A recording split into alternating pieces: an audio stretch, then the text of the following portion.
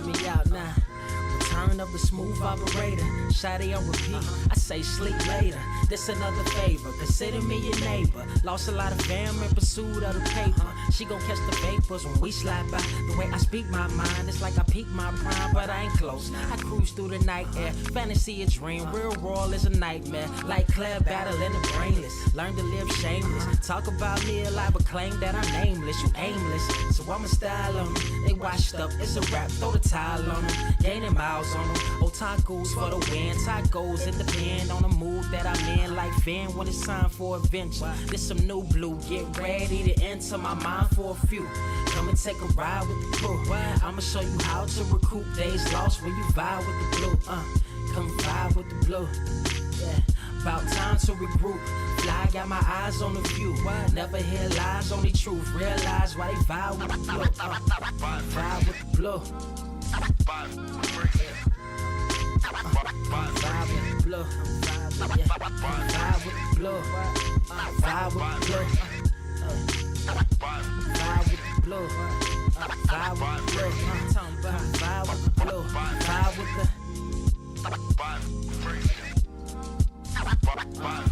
vibe with the sky. Wait, you know the rest. I'm blessed. I see you frontin' like you ain't impressed, but I still get requests. I'm playing Zelda on the GameCube. I quit spamming my music. Don't ever try forcing the links. That's a high rule. The wind waker, Mother Nature on my side too, controlling the elements. Go and check my avatar. I'm arrows ahead. Get the point. Moving forward. The battle scars accumulated over time are reminders of what I went through as a miner. But made me a grinder.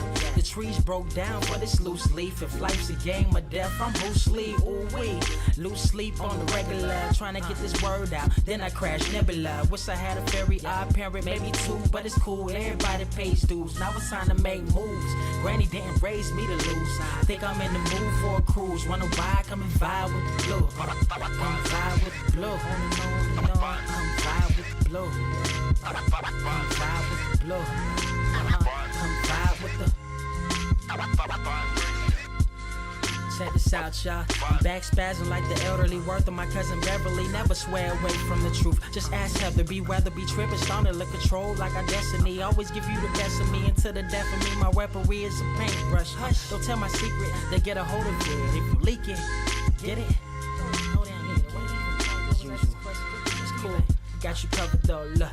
But let me get back to that cool-ish, loose-ish. Why they still lying? They don't do this bad at board games. Whole world clueless, selling their soul for Roof Chris.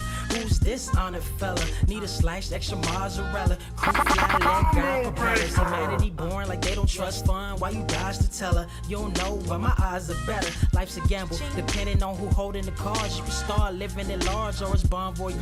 Charge it to the game. Me and you ain't the same. I'm thinking bigger pictures. Why you still shrinking the frame? Ever blink in the rain? It helps when your eyes dry. Mob with the bright minds. Think you funny, wise guy? Midnight marauder with a new tribe. Tired of the fake. Come and vibe with the blue sky. Come vibe with the blue sky. Why do you try? We get them high. Take them high. What I do? Come vibe with the blue. Yeah. Come vibe with the blue. Pass what up? Vibe with the.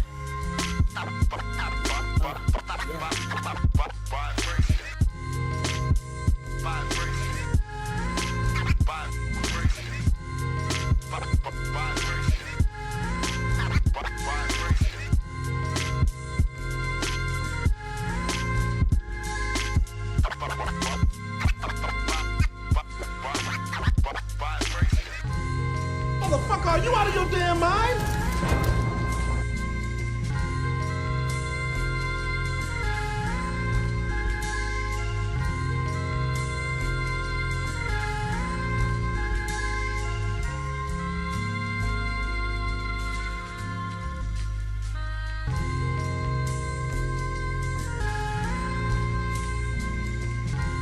I have seen everything that has ever happened, ever will happen, ever could happen, and yet, what the hell is this? Are you ready? Word to wise, grass only greener when it's fertilized. Gave them truth in these songs, they prefer to lies. Destiny beautiful, adrift in her purple lies. You can't see me, you Stevie, wondering how I reach more evolutions than Evie and make it look easy. Man, dream on, yeah. Dream on, dream weaver.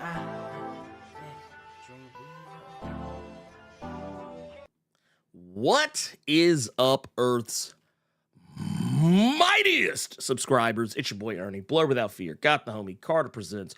Welcome to episode 258 of the Blerd Cave, the #1 comic book news stream on this or any other Earth of the multiverse that you can find on Amazon. You can find us on Google. You can find us on Spotify. You can find us on a potato or a chicken wing. You can find us pretty much anywhere you can find good podcasts. And if you do, make sure you leave us a rating. Helps us find more people just like you. Carter, What I do? how you doing today? How you doing? Looking at the choice I made yesterday to what event I decided to go to, Oh man. I kind of sort of wish I just had went to that Anderson .Paak record signing. If I can be completely honest with you. I meant to ask you about that. Yeah. So for anyone that's been that's a fan of Anderson .Paak or knows about the beat maker known as Knowledge, he's Grammy Award winning. They have a group together. They came out with their newest album yesterday. I got the vinyl, and then I found out that Anderson .Paak at least was doing an autograph signing at a record store that was not far from my job. Because one thing that some people told me about Ernie, which is kind of dope, because I need to go to it. I might go to that shit today if I'm gonna be completely honest. But there is a cafe, but it's a vinyl cafe. Okay. I'm with you. I'm following. And I had never seen something like that. And they shot a video for them with Snoop at this spot. And well, you know what? Take it back. I might not go because then I'll have to drive downtown. And you saw a little bit of a taste of some of them tarnished. Yeah, I'm not gonna lie. I might not. I wasn't initially gonna tell you this, but I showed that picture you sent me. Which to one? My mama. When I was talking about the woman I was trying to park for the IGN event yesterday. Yeah. Oh, dog. Bro, let me tell you something. When I showed that shit to my mama, she hollered. She was like, "Ain't no way." She was like, "Ain't no way." Now I kind of want to blow her mind. See, now when I go back to work and I'm driving by Skid Row, I'm gonna record it and I'm gonna send it to you. You're just gonna see just the fallout sickness, like dog. But yeah, dude, I just been chilling. I went to the IGN event yesterday. I got to meet Eli Roth. I got to meet. You got to meet the Bear Jew. Yeah, I got to meet the Bear Jew. I got to meet the young lady that's gonna be playing Tiny Tina in Borderlands. But I didn't stay at that event long. Old girl. Though she was Sasha in the Barbie movie. Okay. I had never seen this little girl before, but yeah. her and she was in Ahsoka too. She was young Ahsoka. Okay. Got you. So yeah, she was there. Eli Roth was there, and I think that's the guy that's gonna be playing Krieg. I think that was him, but I didn't stay at that little event long. This is what I was telling you. I talked about this shit on my Twitch stream yesterday. You're surprised I'm able to go anywhere because of LA traffic? Boy, you ain't never lied. You see, traffic wasn't even a problem at that IGN event yesterday. It was parking. I called Ernie. That was a whole conversation just to get in there. But let me tell you how cheap the IGN is. This event, and I told Ernie about it, this event is sponsored by Camry. So you expect, okay, y'all got some money behind it. You got Eli Roth ass in here, even though you got all these tarnished in downtown Los Angeles, sleeping on the curbs and whatnot. But they had a gaming hall there. So if you wanted to get they only had one little merch booth, and I talked about it on the stream, Ernie. When you know how you and I know this. You have, when it comes to sizes and clothing, you have large, extra large, and then you got large and extra large. So I get 2 large shirts, right? Because I wanted a shirt from the event, and I got my new Street Fighter hat. My man. Wait. I gotta ask a question. Real quick. Shoot. I feel like this is a missed opportunity here. What you mean? They ain't have no Fatal Fury hats. They ain't have no Terry Bogard hats. No, funny enough. Man, so they need their ass whooped. Man, ain't no real event. Ain't a real event. And that's funny you say that, especially because of the announcement I found out on stream yesterday with Street Fighter 6. Do you know who's getting added? Yeah, Fatal Fury characters. Yeah. So I'm gonna tell you, they had this Street Fighter hat. Because it's Terry, my. Is it two others or one other? Yeah, it's Elena from 3 and Bison. Okay. Yeah. Which that's just wild to me, Terry Bogard in Street Fighter. Boy, I can't wait. I'm actually going to buy it, and I'm upset that I'm going to buy it. But they had this. They had an Assassin's Creed hat, IGN hat, Last of Us hat. I didn't want those. I wanted my Street Fighter. I saw one that said Mr. Keeps, and I thought at first, because of how old school it looked, it was a reference to Mr. Robot. I thought it was the Mr. Robot hat. So I'm like, shit, I'll buy that. And then I look up, and it's from that fucking Rick and Morty High on Life game. Oh, I am more than fine. I'm super straight. That game is still a thing. It's I'm super straight on that. I can't say anything to it because I never played it. Mm-hmm. But I can definitely say that because I have not played it, I'm not necessarily hating on it. Yeah, but I do not care. So I want to talk about this one little part, and then we can move on because I talked about it on stream yesterday. Yeah. So you had the little main hub area. It reminded me, honestly, because did you ever go to Census? This is a Memphis conversation. Yeah. No, okay. When you said Census, I'm not gonna lie, I had a flashback. But yeah. Okay. Flashback. So you remember how you had the main stage and you had that big ass area where you danced and mingled? Mm-hmm. Yeah. Keep the stage. Cut that whole area where the bar and you could mingle and dance. Yeah. Cut that in half. And add about 20 degrees more heat. With a lot of beanbag chairs that was fluffy and a couch. Stop. Okay. No, we ain't doing that. We ain't doing that. So I go to the gaming hall. I see a bunch of arcade 1-up machines, like I told you. I saw a little. Oh, I gotta send you that video of that goddamn psycho from Borderlands breakdancing in front of me and handed me a Borderlands poster. But this was sponsored by. You'd have. It's better for you to see it. So I'm playing. I'm on the Steam Deck. I'm playing some people in X Defiant and made some little kid like really really mad on X Defiant. I played some battle royale game they got coming out, but it's race. It's racing themed, that's different. So that was kind of interesting. I played Kingdom Hearts on a fucking Steam Deck. Steam Decks are fucking ginormous. But it was the fact that they had arcade 1-up cabinets, which are obnoxiously way too small, and then they had regular cabinets, arcade cabinets in the back. And then I saw a cabinet for all of you people that are in the chat right now, the fighting game fanatics. I see y'all. They had Street Fighter 3 in the back, but it was the real arcade cabinet. And here's how you know this was somebody shit from like a corner store somewhere. It said Third Strike on the top of it, but it was really Second Impact when you're watching the intro video. See, that's what I was gonna ask. Okay, so I was like, so is this Third Strike or is this Second Impact? So the board on there, the character roster, where you remember they had the little placard with the character roster, so you see everybody move. All that was Third Strike, and it said free play. Once you hit player 1, you saw the Second Impact character select screen. I just bust out laughing. Stop. Stop. I get excited because I like Second Impact. That's my favorite one. Only for me to try to play somebody, because a dude walked up to me immediately when he saw me walk up to it and pick Ryu. Hey man, you wanna run a set? I said, yeah, I have no problem whooping your ass. I needed something to do because I was about to leave and call my boy. So right when that shit said round 1 fight, I go to do a jump in with Ryu. Ryu won't jump. The dude dashes in front of me, and I clearly see his finger hit punch. Necro don't punch.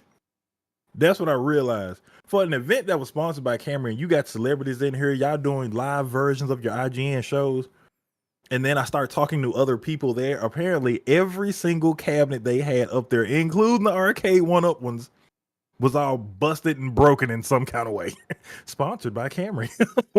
Man, that does not instill confidence in the brand. Okay, that is not. Look, so you know what you just did. I don't know if you realize this, Carter. Y'all know if you realize this. The next time if I ever walk into a Toyota dealership, and someone tries to sell me a Camry, I'm gonna think back to this moment. Dog. I'm like, nah, I don't want to like try and turn the steering wheel and that motherfucker don't turn. Y'all be having them busted arcade cabinets at your events. I don't. Bro, Ryu wasn't backdashing. He wouldn't crouch. That brother could just move forward and swing on you. That is all Ryu could do, dog. Look, Ryu wasn't even like, they got the little like. Ryu ain't even doing it. Ryu just like this. He just standing there. And then it was two brothers playing Blitz, but one of the buttons was broke, so they couldn't select their play. So they just had to highlight the play and wait for the time run out. Play, that's some ghetto ass shit.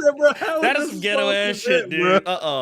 That is some ghetto ass shit right there. The fact that it took me damn near 45 minutes to find a parking spot, and then I had to be a real hoodlum about it and go park at a fucking McDonald's parking lot. But I did go and buy an apple pie first. I did do that. I did do that. So it's like I bought some.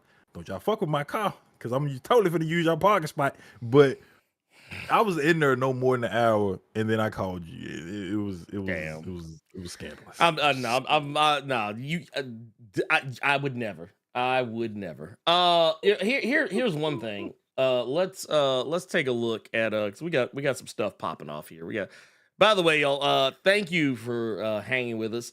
This show, I'm gonna go and say right now, I know I'm probably jinxing this. I actually have somewhere to be in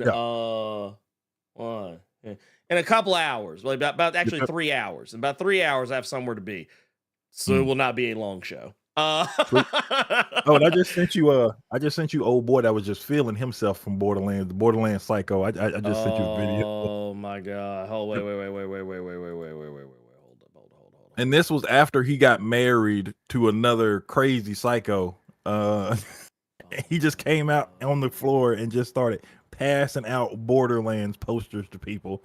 Oh my god! Okay, here, hold on, wait a minute. I'm gonna pull this up. I'm gonna pull this up because I need a laugh. I would like a laugh. Thank you very much, kindly. Let's see here. Let me. Nope. That is not the place I wanted that to go. There we go. While you're doing that, Blerd and Carter, what are your opinions on My Adventure of Superman Season 2, Episode 3? I haven't seen Season 1, Episode 1. So yeah, but I say Carter hadn't watched it since we talked about. Like I watched Season 1, but I haven't started Season 2 yet. I've been too busy. Even though technically it's short, it's not like it's like long, but like I one day y'all gonna learn something about me. I am not spoiled for fun shit to watch. So like y'all know that shit from The Dark Knight where the Joker takes the pool stick and snap that hoe in half and throw that motherfucker down and throw one half down on the floor, and there's three motherfuckers sitting right there. They got to fight over the pool stick. Yeah. That's how my entertainment options work. Like I snap that pool stick and throw that motherfucker, like throw half down on the floor, and it's 40 different TV shows and movies like they all look at each other like, man, look, I'm sorry I'm about to have to do what I'm about to have to do.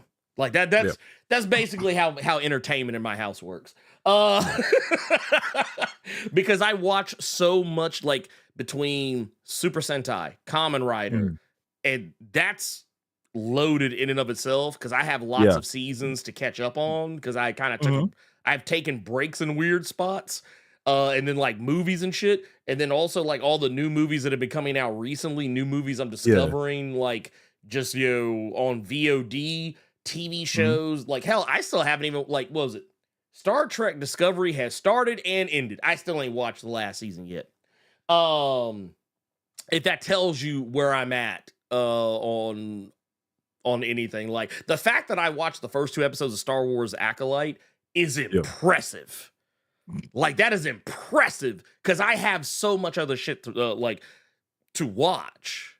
Not to mention I'm going back down the journey of watching My Hero Academia with my daughter because I think I talked about it before, but she recently in the last several months has gotten into it. So she's she's been reading the manga, but she's watching the anime now.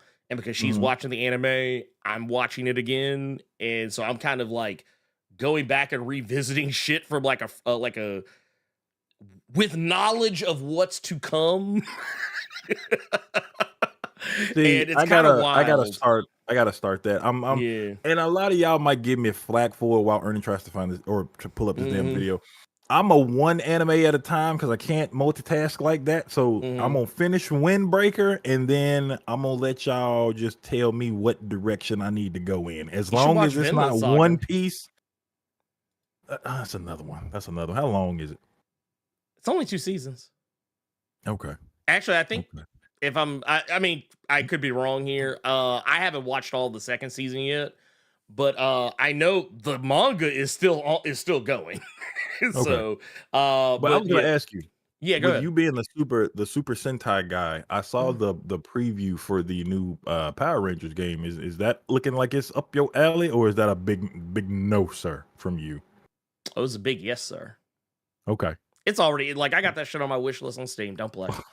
Well, no, because yeah, it's kind of funny. Yeah, I wasn't going to talk about this, but there's and then I promise we'll get to the thing. But I was literally telling our homies Nick and Adam from Nerd 901. I was like, man, I am like, it's kind of funny this Power Rangers game got announced because I literally just like a few days ago was looking through Steam and like kind of Googling like what other like kind of like Power Rangers, Super Sentai or Tokusatsu themed games are out there because over on Nerds of Culture we've been doing this thing where we had Elite X1 come on and give like an indie game recommendation. Yeah. And one of the games that he recommended was an indie game that kind of centered around those themes.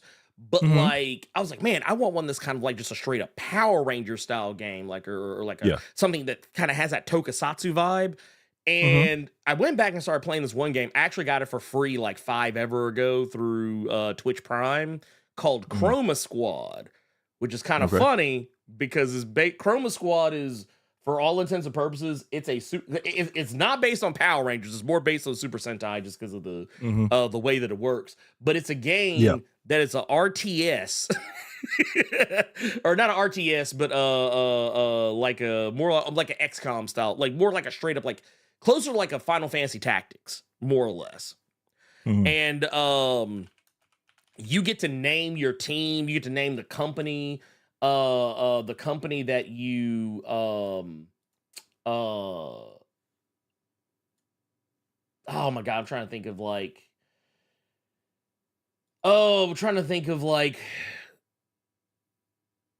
the best way to put it. But yeah, you get to your call outs. You get to name like you know how like like case in point, like when they say like, oh yeah, we're getting ready to do our little morphing thing. It's you get to be like, oh well, instead of saying like it's morphin time, you'd be like lights, camera, action, which I think is the one by default. Or you can like make up all kind of, you can name your squad, you can pick the actors who are going to be portraying your characters. Like there's one that's literally named Simon and his name is Wesley and his like the character he plays is named Wesley, but like his actual name his character's name is Simon, but his name is Wesley. Like it's not Snipes, but it's something that's kind of vaguely close, and he's dressed like Simon Phoenix from Demolition Man. That is fire. I want to look this game up. I mean it's like a pixel, like it's a very low tech game. Like it looks like an old school like Nintendo game, but like it's really fun. It is like technically the sub, like it's funny because the subtitle of the game says inspired by Saban's Power Rangers, but a lot of like the jokes and like the technical stuff of it is more Super Sentai than it is any. Matter of fact, even the theme song that plays when you go to the main menu is it's like a song you would hear on a Super Sentai show or a Kamen Rider show. It doesn't sound like, it's not like go Power Rangers. It's nothing like that. It's more of like I think they just put inspired by Power Rangers just to get people to buy the game. But Chroma Squad is good. It's really good.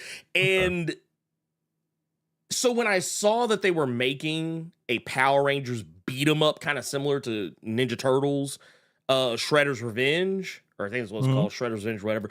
I was like, ooh, wow, I'm kind of excited for this, but I'm not gonna lie, the first thing that popped in my head when I saw it was, I wonder if when you fight Rita Repulsa in the final match, will it start playing some Ghostface Killer? Are they going? Oh, God. Is there gonna be like a Method Man song that just starts playing for no reason? That was so out of left field first time that happened. Oh my goodness. Yeah, but it was cool. It's cool. But I do highly recommend if you're someone who is like myself, you like this type of vibe. It's cool too because like when you start out a fight, you can literally start like you start out as regular men, and then like somewhere in the middle of the fight, you could just be like, okay, we're gonna morph now. And when you morph, like you get all your health back, you got more power, and you start doing your special abilities. You can even do like finishing moves and like shit like that. But each one, like basically what they do is how they keep you playing the game is like when you play it, each fight is treated as like an episode. And you have to fulfill certain parameters to get a higher rating. So that way you get more fans. They even have like Twitter comments and shit like that are like, ooh, oh man, this episode, like I think one that comes up sometimes like, man, I ended up burning my my food that I was cooking because I was too busy watching this, or yada yada yada. It's crazy. But anyway, that was all of that was in aid of saying that we have got super chats and stuff popping off over on Twitch. So I wanted to address that. We have got right over here. Got Don Heim here says has been with 5 months in Blerd Club Gold right here. Says where are you on old school Warlock and the Infinity Watch? Man, I have not thought about that shit in 5 ever. And like big cosmic weirdness. Issue 1 of that book is a standalone work of art. I remember watching Warlock and the Infinity, or not watching, reading Warlock and the Infinity Watch like forever ago. And I actually went back and reread it when I was doing a video about like, I think it was for, when I did a video ways back for Infinity War. But, yeah, cosmic stuff, it all depends on how it's written. Like I liked Warlock and the Infinity Watch because it was, if I remember correctly, that's the one where Thanos is involved, like with the team. Not to mention, like I feel like it's funny to think about now, but when you think about like the MCU currently and how like Guardians of the Galaxy, which technically is I think it's the Dan Abnett stuff that they kind of pulled more from with Guardians of the Galaxy. I feel like they kind of bit off a little bit of Warlock and the Infinity Watch just in terms of like core team dynamic, but that was kind of like a staple of like cosmic stuff back then. But hashtag gods for life. No, gods only till next week. God's till next week. That's my only correction. Connor Hawk also dropped us 30 and 50 biddies. Said cheer, or not cheer, that's a part of the thing. It says that. But it says, hey fellas, October we will have our Dragon Ball Z Sparking Zero. I'm so excited. So you know you're gonna play this shit. I was never. Nope, I was the dude that was all praising Budokai 3 while the other people praised Budokai Tenkaichi. I never liked those Tenkaichi. Oh, I played the hell out of them. Keep in mind, I played the hell out of them, but I like my Budokai 3. Dude, I love Tenkaichi, man. I don't know what it is. It's something about it. But also says, shout out to Carter for understanding my PTSD with Pokemon Stadium 64. That's from a Twitch stream. We were talking about shit that was happening, like real lowdown shit when we playing something. And I was talking about the day I got the original PlayStation when it came out, My grandmother spent her last and got it for me for Christmas. Mom Aw. said, "Nope, that's your last. He'll be all right." And had me get in the car with them while she took it back to that fucking Walmart on American Way. And I'm sitting in the car. Yeah, that's where the hate began. But he said that he was playing Pokemon Stadium. He got to the very last boss, and his sister came in the room and said, "Nope, I'm trying to watch Titanic," and just unplugged it. Violations all around, dog. This was all in the Twitch stream. I would have lost a sister. Damn, we would have had a funeral that week. It'd have been 2 funerals because, like, it would have been one for her and then one for me because I know I would have gotten my shit destroyed. I don't like how smooth he just said it and kept going. Yeah. We also got Don Heim out here with the $2 super chat says likes. We still doing that or no? Because I want to know I have the same question. Are we still doing the likes? I hope we are because man, I don't want to have to go to that dark place, man. We got 158 people in here. I only see 75 likes, man. I'm a little bit I'm not gonna lie, it's hurting my feelings a little bit. It's hurting my feelings. I don't really know how to process this. And I'm gonna need y'all to get right, okay? I'm gonna need y'all to get right. All right. Look, see, there you go. Y'all doing better already. I'm seeing them come up. There you go. And while you looking at that, we just got a Blerd Club Silver Edition from Extra for 45 months. My mom would unplug the game all the time. Mine never was disrespectful like that. But I'm gonna ask you, what would you rather? Because maybe you were older and this never happened with you, but it always happened with me. Would you rather they unplug the game while you mid playthrough, or would you rather when you on the phone trying to spit game, somebody pick up the other end and be like, "I need to use the phone. You need to get off the phone"? I ain't gonna lie. That's not what I meant to do here. It would all bother me, honestly. I would feel a little tight regardless. You on the phone with Cynthia, you spitting game, you friends gonna ask her, Ernie, I need the phone. You need to get off the phone. Just pick up the other end. Fighting. We would all be fighting. Let me Carter, let me explain something to you. We would all be some fighting motherfuckers that evening. Do you understand me? We would all be some fighting motherfuckers. And that's just all there is to it. There is no question. There's no question. Well, you know what? There actually is a question. Ernie, what's up? What do you want to talk about? Oh, yes. We are actually, dude. Okay, so apparently, I guess, social stream is like, fuck me. It's not letting me show, shit. So I guess, fuck me. Well, I guess we're going back to old school, or not old school, because technically it's kind of new school. But yeah, man, yeah, dude, Extra 45 months. God damn, Jesus. Extra, what are you doing? I appreciate it though.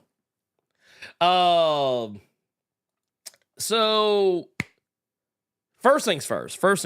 I want to talk about. We're gonna talk about Avengers first. We're gonna talk about Avengers right quick. Okay.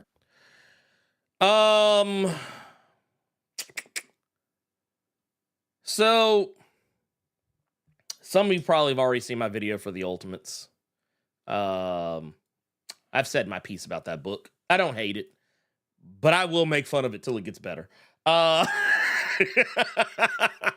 will continue to roast it till it gets better. Because that's my roasting is my love language. You know, we got some news. Yeah, hey.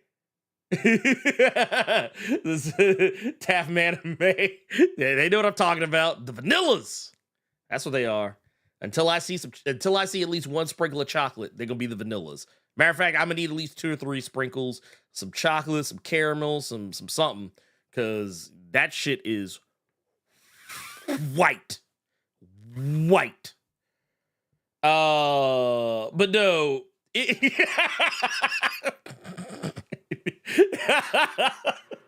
Jasper, you ain't shit. Actually, I ain't shit either because I was the one that did it. Carter, did you watch that video? Did you check it out? I watched a little bit of it. Okay. But I wanted to have my own opinion on the fucking thing before I watch somebody else's opinion on it. You know how I am with that shit. So I read it first and it was fine. It was fine. Yeah, it's not like, here's the thing. It's not a bad book. I felt like I kept having to say that throughout the video because I didn't want people to think that I hated it. But I mean, it has some problems. It has some problems. And honestly, I don't even think diversity is the biggest part of it. Diversity is actually not even the biggest issue with the Ultimates. It's actually something else. And it's just the fact that I've been here before. You're not showing me anything. I mean, outside of Hank Pym, there's nothing you've shown me that I have not seen in some capacity or another. But but in terms of roster diversity, I'm gonna go ahead and tell you there's one book right now that is not out yet and is good and well on its way. Good and well on its way to eating the eating the Ultimate's lunch. And it's this. Yes. Now granted, this is only gonna be a little 5-issue joint. So I see folks saying let him cook, but I told him. I even told him. I told him I was gonna let him cook.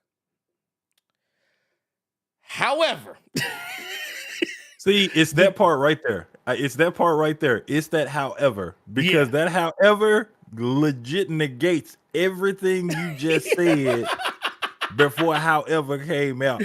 So I would tell you, stop with the however shit and just stand on how you feel. Just stand on it. Stand on top of them. Don't stand on your hood because then you have to pay for the damages. Stand on somebody else's hood. Just stand on what you said, because when you say a but or a however, that none of that is sincere.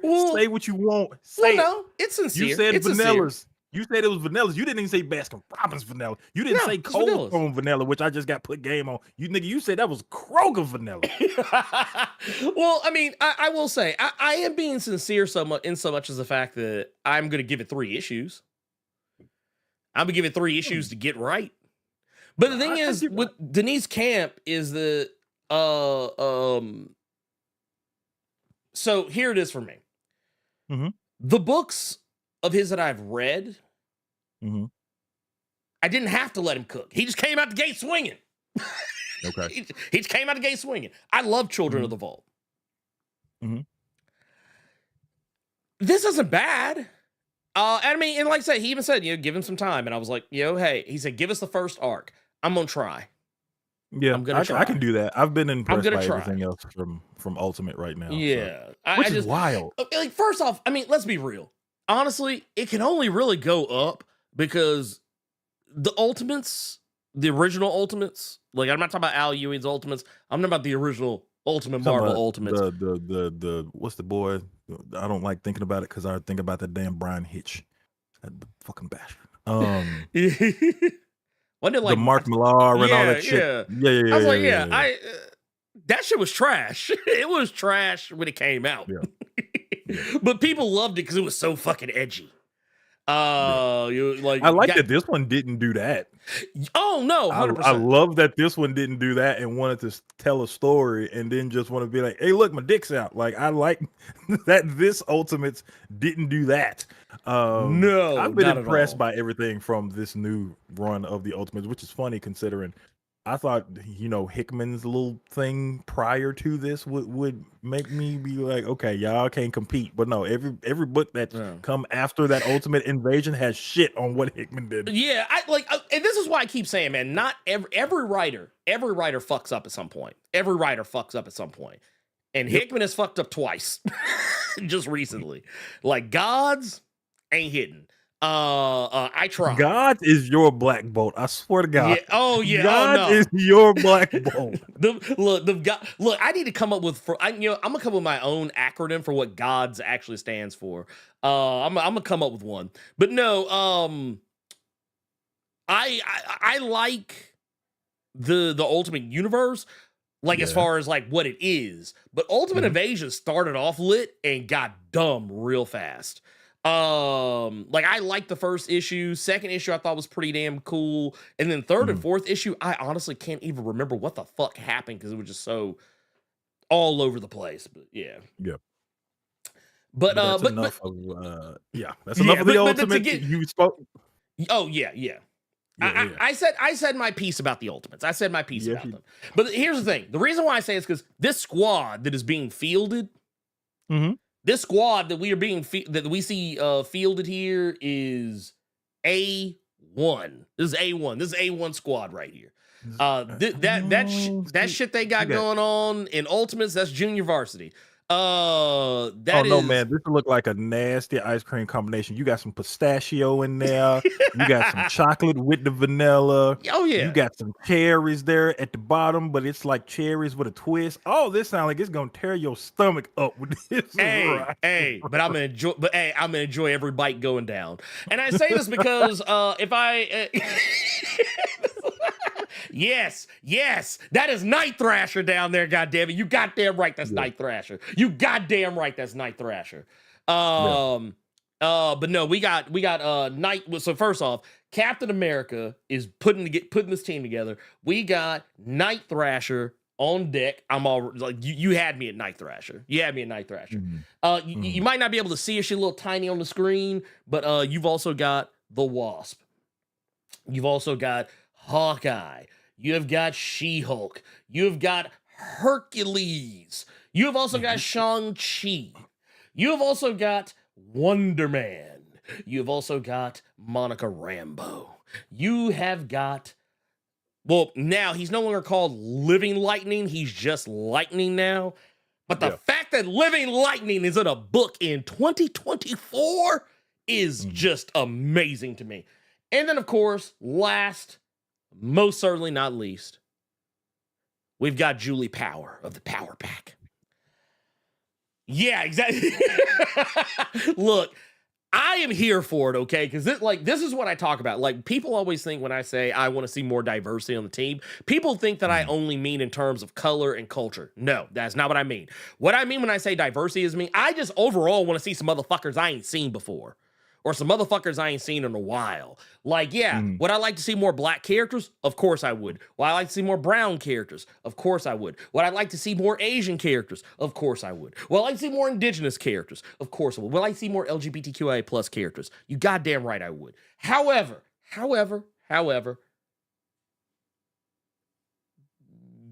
also want to see some motherfuckers I ain't seen before. So, this squad... Well, yes, we have seen Shang-Chi on the Avengers before, especially during Hickman's run. He ain't on that motherfucker all the time.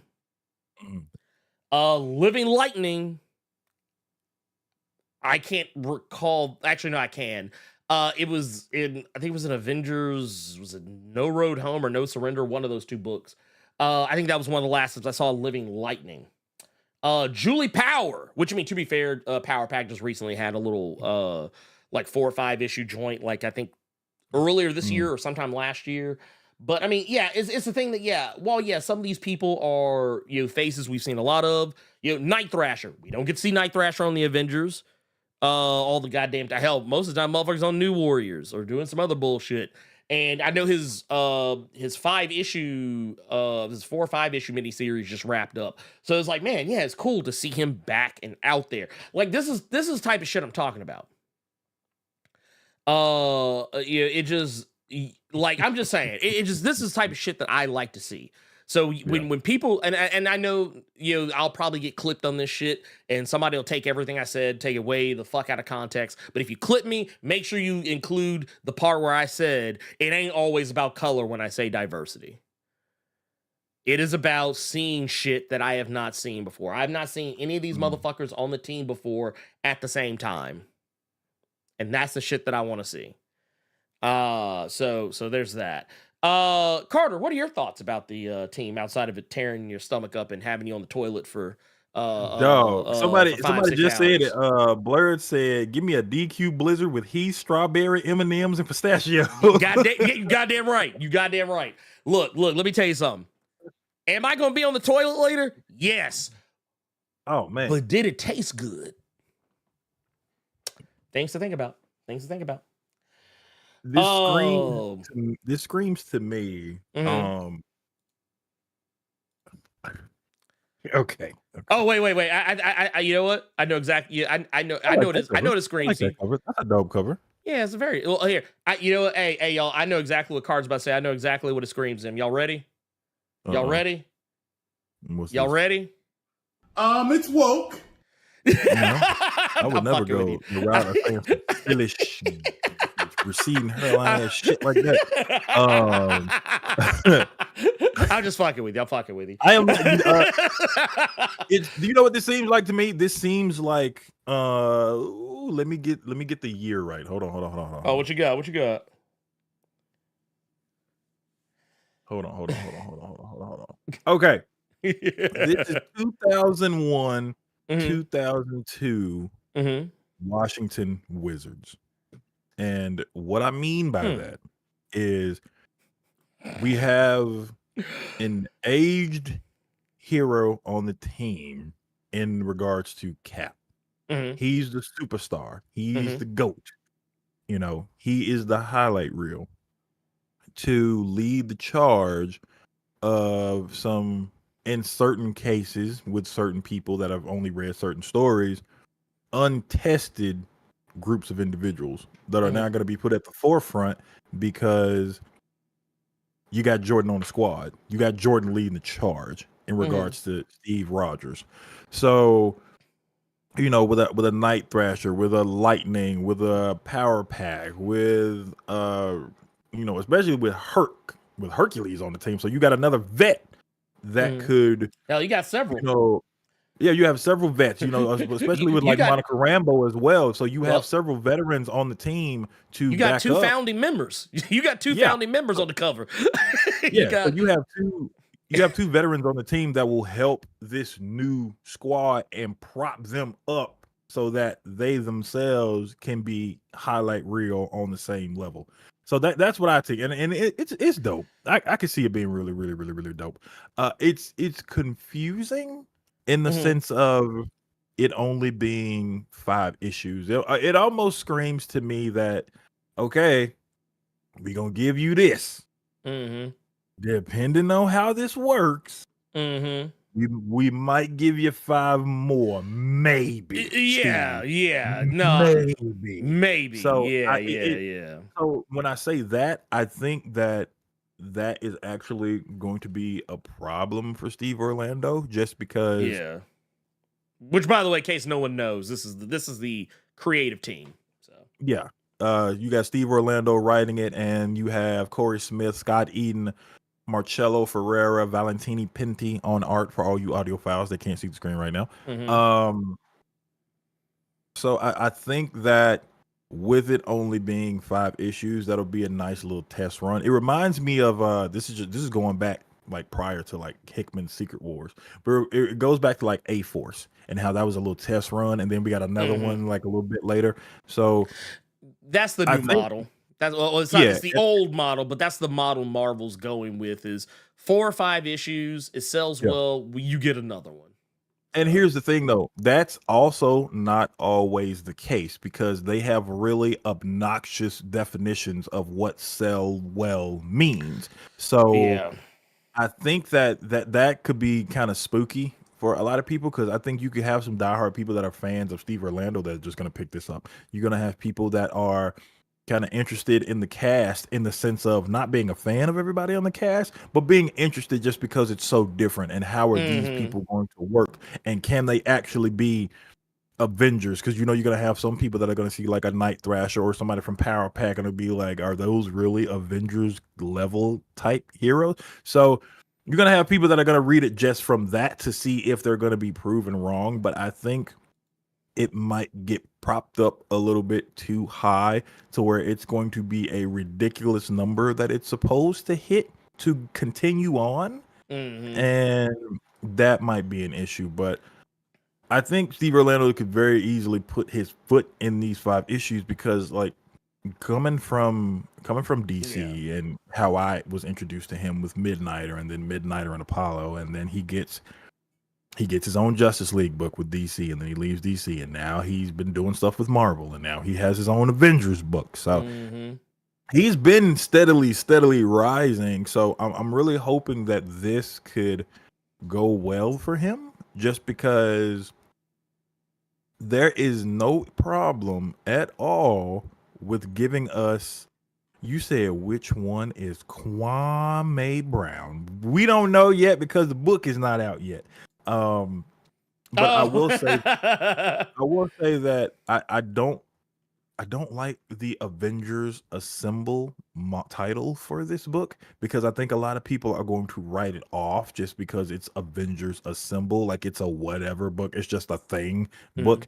I really wish and I hope that if the book does do well, they do right by Steve Orlando and they just put New Avengers on the fucking thing, because then it'll sell. Then you'll have people going in there to read a New Avengers book, because that's the one thing I think we've been missing. We have Avengers, we've had Uncanny Avengers, and I think they need to understand that these books can coexist, man. So I think this could be a nice little new squad. Just don't put West Coast on it, because then you're just begging for disaster. So, and I'm actually interested to see how this book does. So yeah, I think if the book does well, hopefully they do right by Steve Orlando and they take that Assemble off, because they've already assembled. Just put New Avengers up there. Well, I can tell you why they're going that route. It's of monikers that you could have, Avengers Assemble has more cachet just on phrasing alone than New Avengers would. Like, yeah, you, a comic book reader, would see that and be like, whatever. But like, you also got to, thing is, you got to market this shit to people who normally, not necessarily wouldn't normally pick up comics, but wouldn't normally just go out of their way to read something new. You got to give them something that, like, you see Avengers Assemble, like, that's the call. That's the call. So you're going to see that and go, let me see what this is all about. And also for people that are open to it. That's another preference you have to. For people that are open to it, let me give this a try. Well, I mean, but here's the thing, though. I think we all know how this works. They're the people that are still going to read the same comics they always read. They're going to be reading the same 2, 3, 4, 5, 10, 50, 11 issues of Batman that they claim they can't stand, and they're going to buy that every week. They're going to buy the same, like, 20 copies of each X title that comes out every week, even though they claim they're tired of there being so many X titles, yet they keep buying them. Like, it's a forever cycle.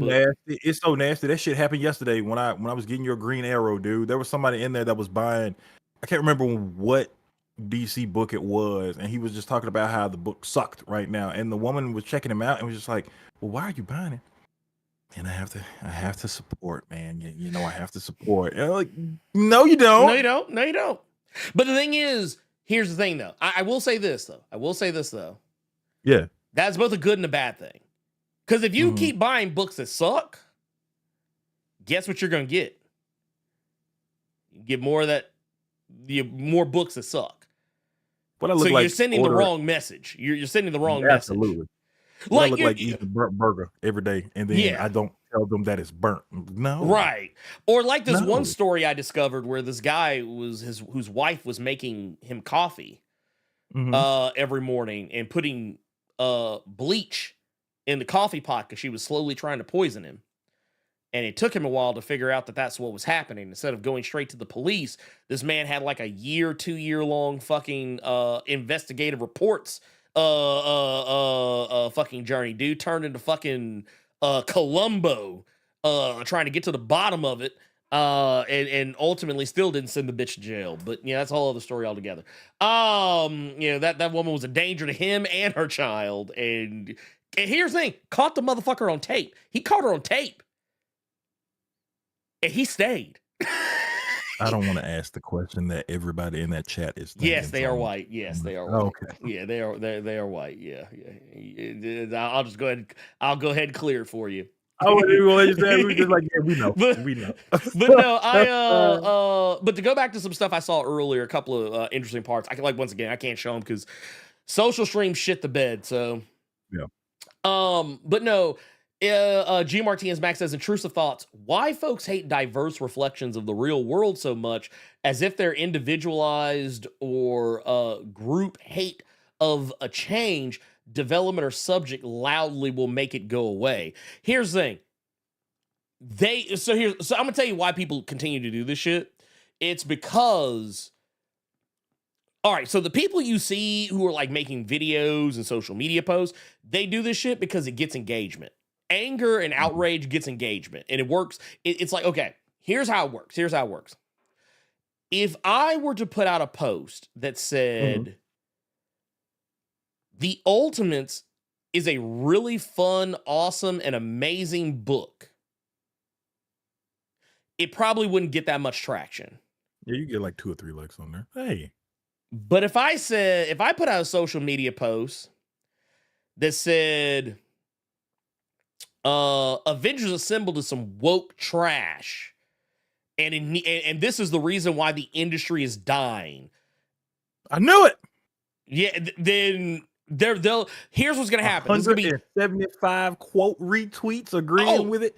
Oh yeah, 6,200 likes in the span of you getting off the toilet, washing your hand, and walking out the room. Yeah. Oh yeah. It's people would, and it would come from both angles, because it would be people who are affirming what I'm saying, and then there would be people fighting back against what I'm saying. When people are happy, when people see somebody who agrees with them, 99.9% of the time, they're just gonna agree silently and move on with their day.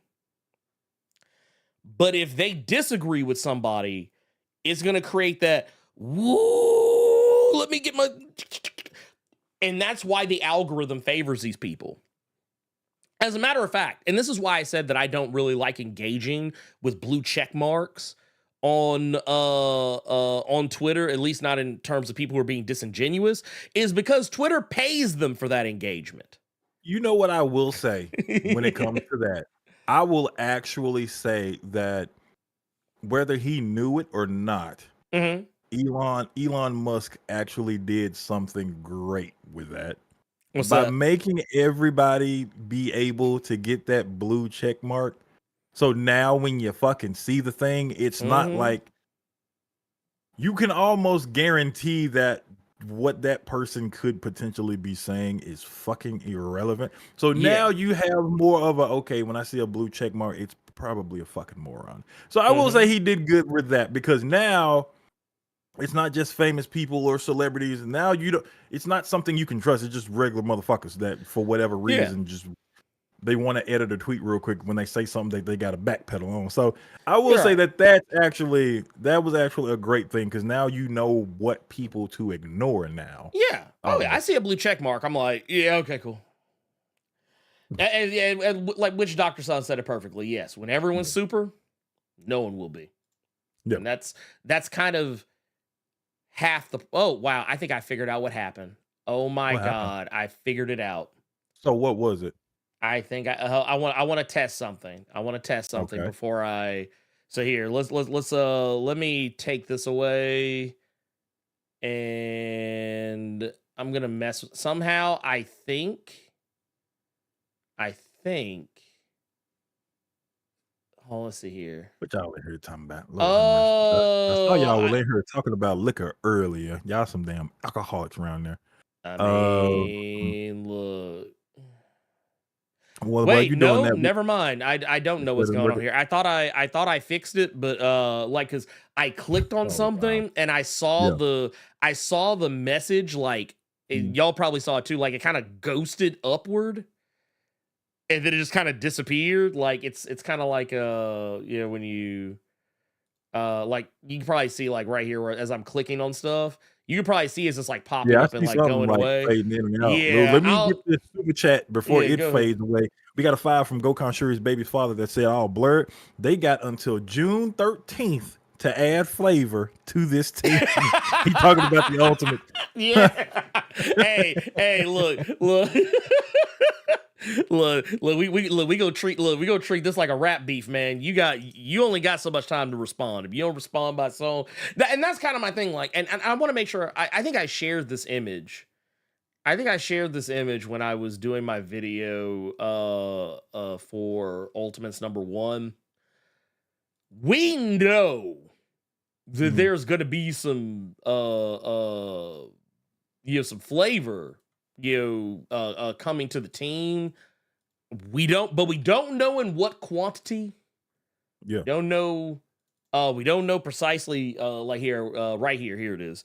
This was from the free comic book day issue. So like off rip, we know that this is just the core team as we know it. But like in the very back, I'm gonna go on a limb and say that's probably Human Torch. Yes, Thor right there. No. I'm talking about to the far left in the back in the black. Is that you said that's Human Torch at the top? No, back here. Like I don't know if you can see where my mouse is. Yeah, I see your mouse. Yeah, I see right Thor. here. Could you? Human Torch. I'm looking at YouTube and not Discord. Okay, I see. Got you. So like right here where my mouse is, in that same free comic book day issue, they run into the original Human Torch, Jim Hammond. I'm gonna go on a limb and say maybe that might be him back there, though. If he was back there, why is he not lit up and why is he silhouetted? I have no idea. Obviously in the very back, that's Giant Man. So that was pretty obvious. And I feel like Wasp is so tiny, they just didn't put her on there. You see Black Panther back there, and then you see two what are very clearly female characters in the background, neither of which are Janet Van Dyne. I see that one in the back with the hair kind of up. I slick want to say that's Sew-In. I'm thinking that might be Storm. I mean, okay, so here's the thing. At this precise moment, yeah, it could be because, for one, we do know Storm is hanging around. The one who's kind of got like doing like the kind of punch fist pose. I'm not sure who that is because I'm almost positive it's not Captain Marvel because they kind of made it clear Captain Marvel's not a thing in this universe. But we know She-Hulk shows up at some point, but She-Hulk does not look like what I think people might be used to seeing She-Hulk as. She actually looks more like, you remember when like after Civil War II when they were doing the whole thing where She-Hulk was like gray and she was like really big. They kind of have her doing that in the Ultimate Universe, or at least from what I saw from the covers. I don't know how it'll be reflected in the actual comic itself, but yeah, that like it just in that alone, we've already talked more about Ultimates than I probably had ever planned to. So, Avengers Assemble. It is safe to say you are. Oh, I'm most certainly picking it up. You can't help but give it an arc. It's literally just an arc, damn. Yeah, it is just an arc. Yeah, it's Steve Orlando too. It's Steve Orlando as well. So. Yeah. Which, by the way, I gotta tell you, I got my. You got what? You got the interview locked up? Well, no. I mean, he had. Well, it's con season, so he's busy. But gotcha. I was actually able to get some quotes from him, so nice. I'll be taking advantage of that. Also, I just want to say something before I answer these. Yeah, I have to say something because Carter, you made me think about this the other day. What'd I do? I'm on a nickname basis. No. With one of the creators of Ben 10.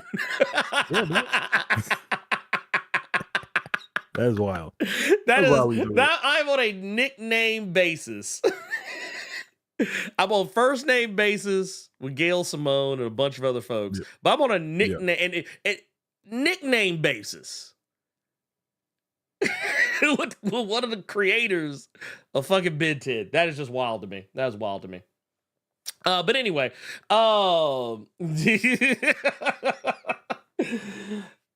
we've got some stuff popping off here. So we have got, of course, we got. We already got Go-Kart. Yeah, Ernie is absolutely flexing with both arms right now. He is absolutely flexing with both arms right now. There you go. You can't even see That's all the muscle. because of how this image is cropped. Cut it out. Let's read these. Look at There as hell, boy. Okay. Let me see. Let's read these donations. Yeah.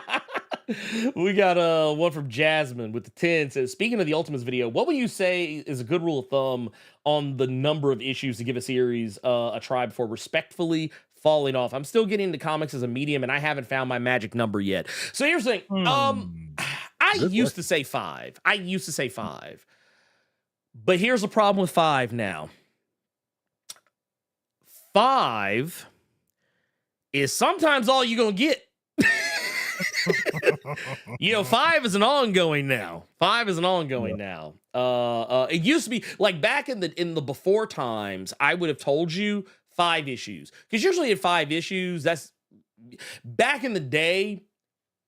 By the time you got to the 5th issue, you've typically gotten most of the first arc. Because it used to be like early days, it was like maybe 4, 5, 6, 7 issues an arc. So yeah, if you got to 5, you either completed an arc or you were about to complete an arc. And by that you point, read the first trade, basically. Yeah, pretty much. Yeah. But now, because most shit's only 5 issues anyway, I would say 3. Because here's a healthy thing to remember with comics. Whenever there is a mystery involved in the comic you're reading, you're not going to get the answer until issue 4 and probably by the end of it. Especially if it's a 5-issue series. Like 5-issue series, there's usually some big twist or turn that comes up in the 4th issue. And that 4th issue can dictate, case in point, the Vengeance of Moon Knight. The Vengeance of Moon Knight. That comic had a huge mystery. Who is the new Moon Knight? And we didn't find out till what issue? 4, which was like right before it ends. And the 5th issue, honestly, the more I think about it, I'm like, man, that 5th issue, man, that kind of phoned it in. It was like X-Force 50 all over again. I would tell a normal person to. I would agree with you in that statement. I would tell a normal person to go 3. I would tell a person that still is kind of on the fence to go 3 and then go to their local library or go to a Barnes and Noble and then go to 5. Yeah, there you go. Like I tell you, spend your own money to get them first 3, but when it comes to the rest of them, because you still don't really know yet, take your ass Barnes and Noble. Take your ass Barnes and Noble, grab it off the newsstand, then that's how you make your judgment. True. Yeah, no, 100%. And then also with the 5 says, I'm gonna give the series a chance, especially now that I know it's a mini. I like the jackets, especially since Monica wore a trench for a while. I still think she looks better in Blue Marvel's vest. You ain't wrong. I'm not letting it go. Love Eve Ewing, but she will pay for your crimes. Here's the thing. Man, I don't know if I think I told Carter this. I don't know if I told y'all this. If I did, then forgive me. I'm telling you again. I did reach out to Eve Ewing. I actually tried to get her to do an interview, but she has stopped doing interviews for the rest of the year. Like any interviews you see her do for the remainder of the year are things that she has already like agreed to do. So it won't be until sometime probably next year or towards the maybe sometime next year. But I'm gonna try and reach back out to her and get her on. But I will have lots of questions for her. That said, we do also have Don Heim says heading out to watch Furiosa. Ooh, let me know what you think. Get those likes up. And hey, when God's Volume 2, aka Phoenix, comes out, I'll look forward to your praise. Peace. But see, that's gonna be that's gonna be where they finally figure out the formula. That's what that's gonna be. That's gonna be where they finally figure out the formula, and I'll be here for it. Let's see, and we got one from Nobody Except Me with the $2 says wrestling segue. Says we watching Who Killed WCW, Doc? Ooh, that's 100% an Ernie question. Yeah, if he's even gonna play it in the Discord, I might. I don't. Well, I'll have to here. Let me figure out. First and foremost, let me figure out where to watch. Mhm. Let's see. Jasmine said that Evel Ewing did an interview with Black comic lords and Yes. explained why she broke them up, and Jasmine does not agree with her reasoning. You got to tell me what that reasoning was. Oh, yeah. Okay, so I have that interview. Okay, so I actually have that interview saved to Mhm. watch later. So yeah, I will definitely be curious. Okay, and he said that Uh, it's on Vice, Ernie. Episode 1 Vice. is on Okay, Vice. I see it now. I see. Okay, Yeah. so yeah, we're gonna that might be a thing. It won't be today because I have Of course. I actually have an interview scheduled to do at 3, and I also have a soccer game to go to later tonight. So taking the baby girl to go see some soccer. Oh, and just FYI, since he said he's not going to be showing anything in the Discord tonight, neither will I. We're going to wait until next week for everybody that watches Windbreaker with me after the cave. We're gonna just start doing 2 episodes. We're gonna wait and then watch 2 episodes second week. So that's how we're gonna do that. Just so you how all many are. episodes are they doing for the first season? I have no earthly idea. We all just gonna be surprised together. Oh damn. Damn, that man said we gonna find out together. I thought I think they're on 8 right now. So I figured we can wait 9 and 10. It's gonna be How many are they doing? 12. Okay, cool. Yeah, so that 12. that works out perfect. Yeah, because episode 10 came out yesterday. 11 will be out next week, and the final will be out presumably the week after that. Perfect. So there you go. Oh. But yeah, that said, let's move on to our next thing. We got by the way, we got wait. Nope. Psych, the lies I tell you. The lies I tell you. We got one man, LJ Brown from across the pond. Says Ernie, by the end of the year, Carter's gonna be like me, Fahy, Al Ewan, and Kieran Gillen. Watch him pull a baby face on versus flex on us. LOL. Hey, look, if I can get first off. Okay, so a little bit of inside baseball. I haven't done it yet, but I've actually been considering reaching out to Bo DeMaio, but then some weird shit happened the other day, and I saw him on some Chud channel. He didn't say anything out of pocket, but I just know that he probably didn't know they were Chuds. Because they kept kind of trying to angle to get him to say something, and I was like, you shouldn't have come here. It's like when it's like when you know what it felt like. It felt like the equivalent of driving through a sundown town and then recognizing once you drive through that you're in a sundown town. That's what it felt like. But yeah. But that said, was it the Angry Birch? No, I don't remember what channel it was. But I was like, these dudes are asking you questions, like very specific questions. They're trying to get you to say something. And the weird part about it is, I don't know. It felt like they were fishing. It was like watching someone fish for the answer they want in real time so that they can use it at some point to be like, see? Like it was one of those. Yeah, he was driving through Florida, basically. I felt real bad for him, but I'm gonna reach out to him, see if I can actually get him to chat. But yeah, we'll see how that goes. So in that regard, let's move on to our next thing here, which is the Yakuza game series. So this is some news that actually came out over the week. Not really comic related, but something I wanted to talk about. Carter, I know you don't really fucks with Yakuza like that. Oh, I didn't know you did. Yeah, it was just the newer ones because I didn't like the turn-based RPG stuff because I'm still warming up to turn-based RPGs. But no, I play a shitload of the other one. Okay, well then there you go. Yeah. Okay, well then good news. Hark, the Herald Angel sings. We got we got some good news here. We are going to be getting a TV series. It's going to be a 6-parter. Six-parter based on presumably the first Yakuza game. So, which to be fair, now they're not really called Yakuza anymore. I mean, the older ones are. Dragon. Yeah, well, I mean, technically, that's what they were always called. That's what they were always called. It was a Street Fighter thing, like Bison and Vega and them. Or like Resident Evil. Like over here, it's Resident Evil. In Japan, it's Biohazard. But it's Ryu Gagatoku in Japan, and that means like a dragon, basically. Okay. But yeah, we're getting that. We're gonna be getting. It's gonna be the first. It's gonna be the first Yakuza, and it's actually gonna be called Like a Dragon Yakuza when it comes out over on Amazon Prime. But this is going to be a live action adaptation of the video game.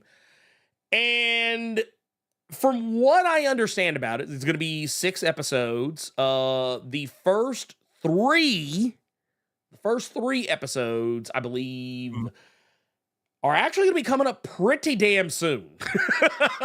So here's some of the stuff we got right here. We got Prime Video will release Like a Dragon.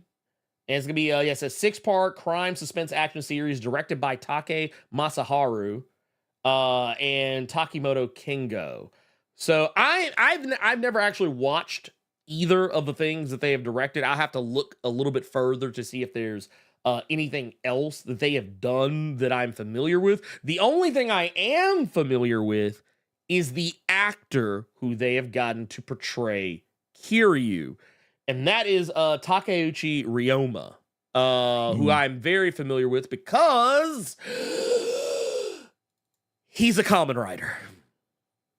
He was Kamen Rider Drive, who's which is funny. I actually started Kamen Rider Drive like 5 ever ago, and like for whatever reason, it wasn't because of like I didn't enjoy the show. I actually really enjoyed it, but like a bunch of shit happened in my life, and I just kind of stopped watching. It wasn't just that one. I stopped watching all Kamen Rider for a little bit just because I just didn't have time. But yes, this was Kamen Rider Drive. Granted, he wasn't in the suit. The suit actor is usually different from the person actor, but yes, Takeuchi Ryoma is going to be playing Kazuma Kiryu, which I'm not gonna lie is a little bit of a head scratcher for me because like when I think of Kazuma Kiryu, I think of like someone that is like I don't know, like this is a very specific look, but it's not to say he can't do it. I think he can. But I mean, it's gonna take it for me. Not gonna lie, it's gonna take some getting used to. But also at the same time, we know that this is gonna be a series that's gonna take place. I think they said between like 1998 and 2005, and that's basically when the first game takes place. Actually found this handy dandy little time chart for those who are curious. But this is kind of like letting you know where everything kind of falls in line. Or 95, there you go. So 95, that's the first game. And you're basically just kind of going from there. So I wouldn't expect to see any shenanigans from any of the later games. Starring Kiryu at the very least. So we're looking at like easily. This is an adaptation of the first game, and I think that's all it should be to start. We've also got a little bit here, says it's going to come up in 2 batches. So we're going to have on October 25th and November 1st. I'm glad they're not too terribly far apart. With subtitled and dubbed versions in 30 languages. Jesus Christ. They said the series story is set in 2 time periods, 95 and 2005, and follows the life, childhood friends, and the repercussions of the decisions of a fearsome and peerless Yakuza warrior with a strong sense of justice, duty, and humanity. Screenplay and story are by Sean Crouch and Yugo Nakamura, with a Japanese screenplay by Yoshida Yasuhira and Yamada Kana. Like I said, I'm down. I'm down for it. Carter, what do you think, man? What do you think? Are you down? When I saw this announced, so Yes and no. Just because when I first saw this announced, I said, is it going to be Amazon footing the bill for something that's already getting worked on across the world, or is this something they're trying to do over here? And I was waiting to see more news to come out to see what the outcome was going to be of that.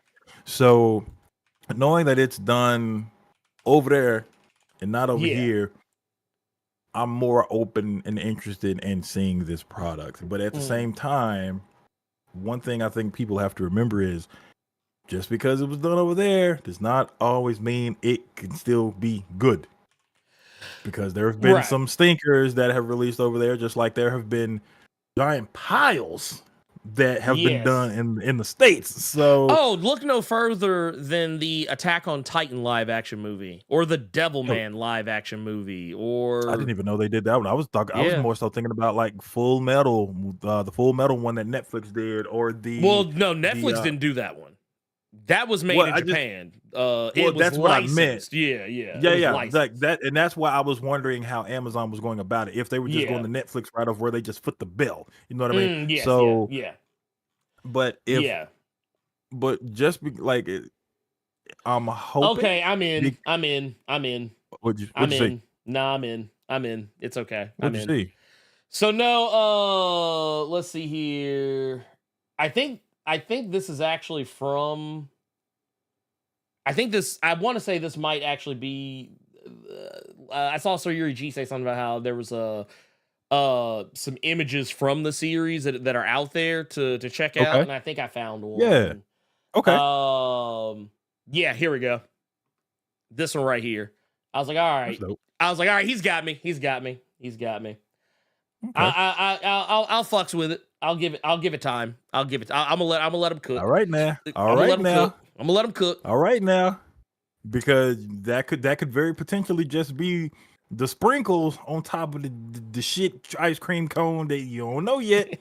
But I will say, with this, just with the stories that are already out with the games, you have a lot you could pull from. So I'm hoping that this will not be a Attack on Titan, and this is more so a Rurouni Kenshin effect, where we just get really fire movies based on an established property that aren't shitting the bed. I'm really hoping that's what this is. It is. I'm more so, and maybe this is just me, but I know a lot of y'all are gonna go the Kiryu route. Y'all want to see him. Y'all want to see him being the boss. That you want to see him being the dragon. You hopefully in the future want to see him running the orphanage. I want, since I now know this is gonna be live action and everything, I just want to see Majima. I just want to see that crazy fool. I got to see how this crazy fool is gonna be. I got to see. No, okay, I'm gonna tell you right now. There's three things I need to see. There's three things I need to see in this series for it to be legit. Majima is one of them. I also need to see Kiryu putting that stomp on fools like this. I need to see this level of brutality, and also just one time for your mind, I'm gonna need to see that motherfucker block a punch with his forehead. Nah, I'm gonna need to see him hit one motherfucker with a bike, just one good time. Wait. And he got to he got to pick the bike up, and he got to do the acai moonsault with the motherfucker and land on him. Yeah. That's what I need to see. If I see that, it's a 10 out of 10. I don't give a fuck what else happens. Because I will say this. This is something else I think that people might want to take into consideration. Is that Japanese live action has gotten so much better over the years. Yes, there's still some duds. I didn't hate the Yu Yu Hakusho one as much as everybody else did, but I actually kind of enjoyed it. I forgot that one existed. Oh my goodness. I thought it was. I didn't think it was great, but I didn't think it was like terrible. Like I enjoyed. I was never bored. I was never bored when I watched it. I didn't love it, but like I thought it was okay. But also, I recently watched the City Hunter live action, which I actually enjoyed. I know there were some people that didn't like it because it was, I think, and maybe it's because of where I come from with City Hunter. My introduction to City Hunter was the OVAs that ADV used to do back in the day. So like City Hunter was not Jackie Chan to me. There's a lot of people who, when they think City Hunter, they think of that Jackie Chan movie, and I am so sorry. You got the worst version of City Hunter. I apologize to you. But I liked the idea of the live action one that they just recently put on Netflix, because it actually attempted to do the thing in a way that made some sense. It was one of those deals where the main character of City Hunter, he's a perv, and that's kind of like, it's supposed to be his charm, but it's also kind of weird and creepy. But yeah, at the same time, I actually appreciated how they depicted him, because they allowed him to be a perv, but it also came off, but other people around him, which is kind of how it was in the manga and in the anime, is that the people around him, and that's usually the best way to treat pervy characters, is they all gave him looks for it. Like they all like responded to his perviness with negativity, not positivity. But the thing about City Hunter is that he also had lots of moments where he got deadly serious. Like he was a goofy guy, but that was kind of a cover to kind of obscure the real him. And well, yes, it's kind of weird and goofy in some spots. I thought it was pretty cool. I enjoyed it. I got my mileage out of it. So, yes, yeah. It's there is. I don't know. Wait, hold on. I just saw some. The Jackie Chan one felt like they were trying to make it the Popeye movie and failed. Man, I'm gonna tell you, the only thing I remember about the Popeye movie, outside of the fact that, like, God, that movie looks so nasty. I still remember the Bluto song. What was it? I mean. You didn't know have to do what that. I mean. That's all I remember. But yeah, I liked City Hunter, the new one. I like the new one a lot. And I mean, here's the thing. We also have to take in mind a lot of the time that Japanese films don't get the kind of budgets that we get for movies. Like when we think of like our adaptations, we expect like 100, 200, 300 million dollars. They ain't spending that kind of bread. They ain't spending that kind of bread over there on movies. Didn't you make it a point to say that with that last Godzilla movie? Yeah. Okay. Yeah. Well, now to be fair, they don't get our budget. To be fair, yeah, they also don't pay their people a fair wage. That's also a part of it. But just overall, they just don't pay that much for those levels of things. Like, I actually want to pull this up. I'm trying to see like the highest budget movie in Japan history. I'm trying to see exactly what that might be. Okay, so yeah, okay, here it is, right here. So right now there's a new movie coming, and well, technically, this is by virtue of the fact, I think this is actually an animated film, which is even wilder to me that this is a thing. There is okay, here it is right here.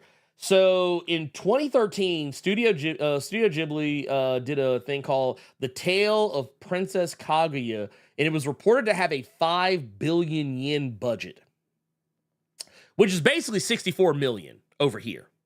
If that tells you anything. But there's a new thing that's coming out. I think this is also going to be by Studio Ghibli. That might also be getting like an even bigger budget. But that just kind of is to give you an idea of the types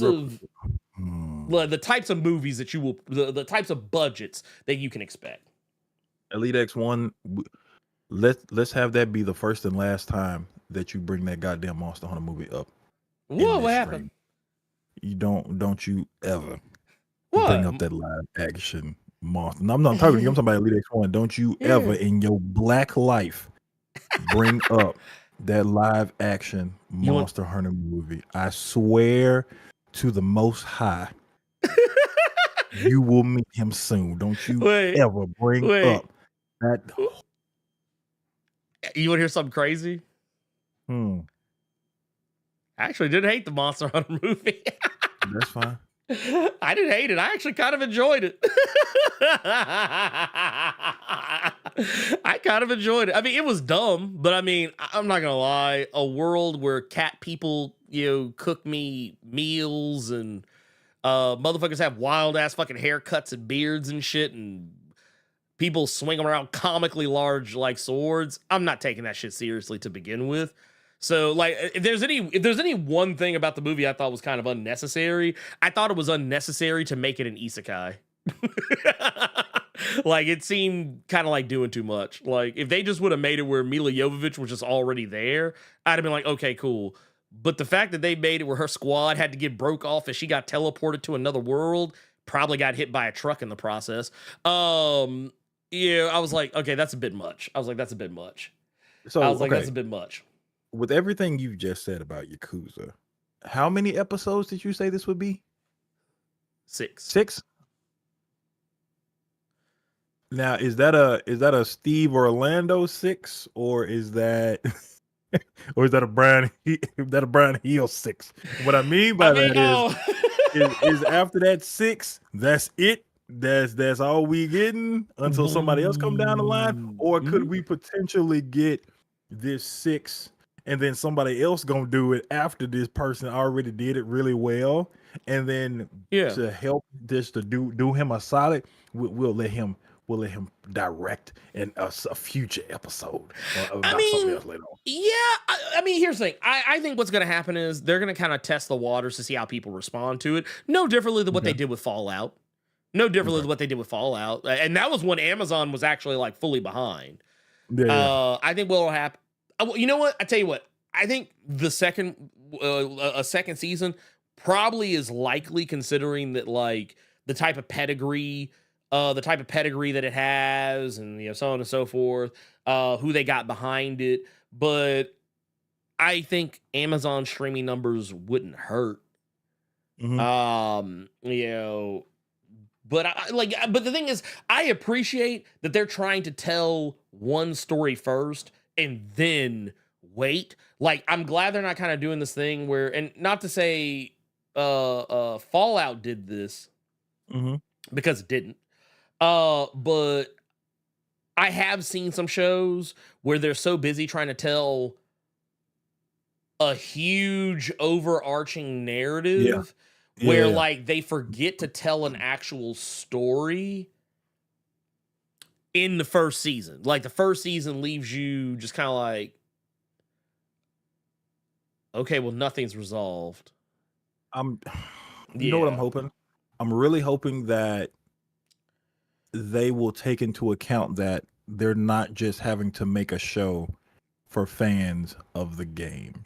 Because I think one thing that Fallout did really, really well is that even though I have played the games, I'm not that in tune to Fallout, but even without being that in tune, that was still a really good show to watch. Yeah.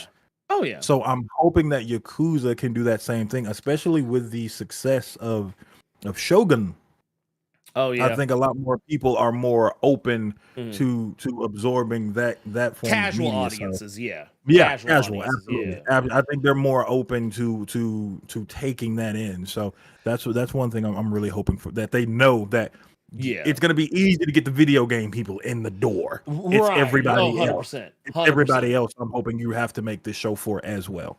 100% agree. And my only really other thing with it too is just that if it learns any lesson from Fallout, I hope they don't go too overboard with the references to the game, because while yes, I would love to see some scenes where Kiryu's trying to play one of those gotcha games, or like trying to the claw game, or schooling somebody in some darts, or going and singing some karaoke and dancing and shit. While I would love to see that stuff, I don't think it should be. Don't stop the show to do those things. Like, don't. You could very easily just have him in the arcade, and that's just enough for people.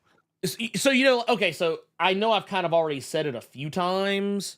And it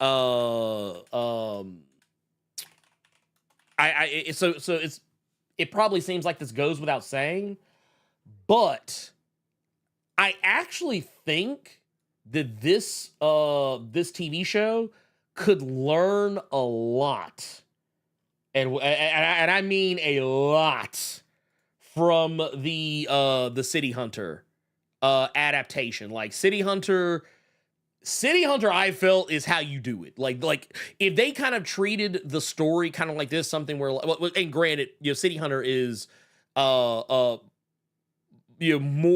of a just straightforward, just dive right into a thing. Like it's a film, so I mean, of course, you're gonna like just watch it. But like, I hope that they go this direction with it, like in terms of how they plot out the story, how they handle adapting things to where like we don't have to be hitting you over the head. Focus on the stuff people actually came to see.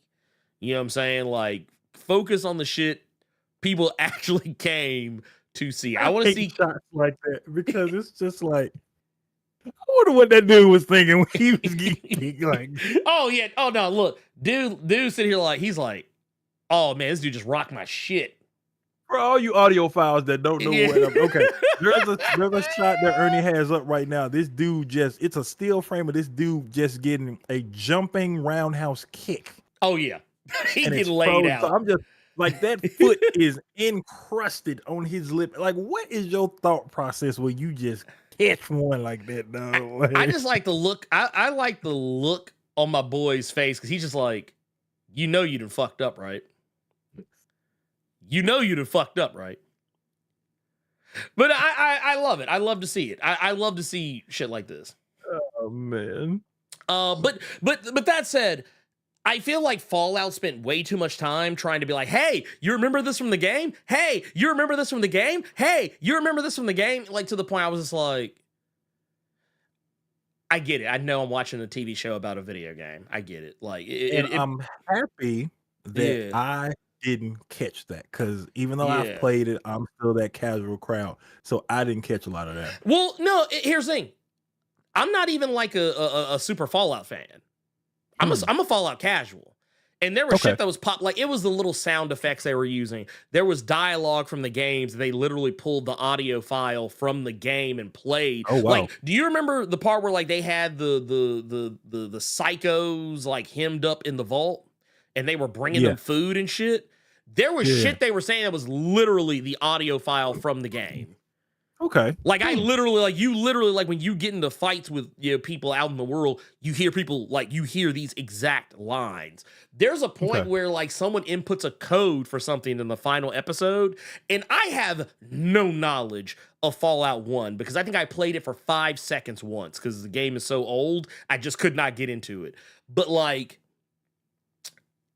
when they were putting in the code, I said, I'm a holler if this shit is the date that the original Fallout game came out. And I went and looked it up. Yes, it was.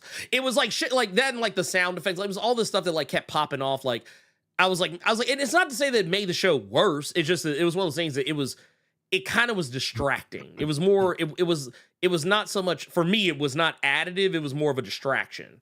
Like, it's like, I feel like that was, I know that like there were some people I know that were like really like super like mega fans of the game series that were like, oh, that's so awesome. But for me, I was just like, I just got annoyed.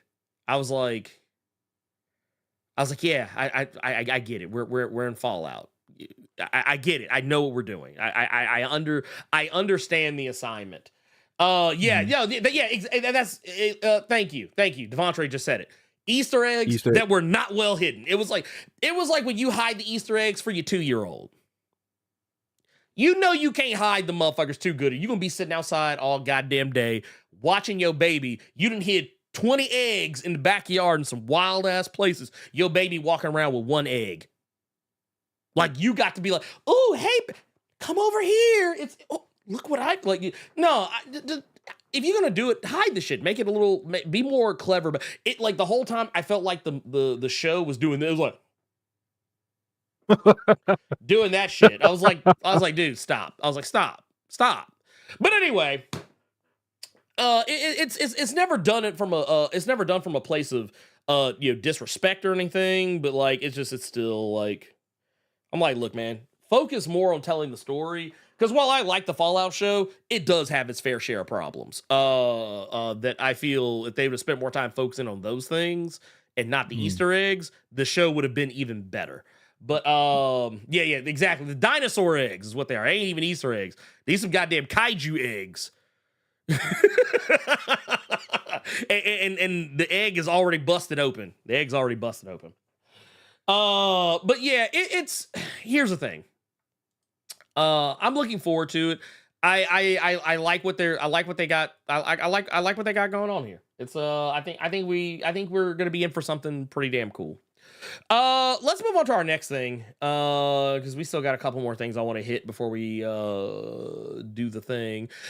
Jason Aaron. Yeah, because we got his teenage Mutant Ninja Turtles. They are, well, I won't say, well, they are kind of slick fast approaching. They actually are kind of slick fast approaching.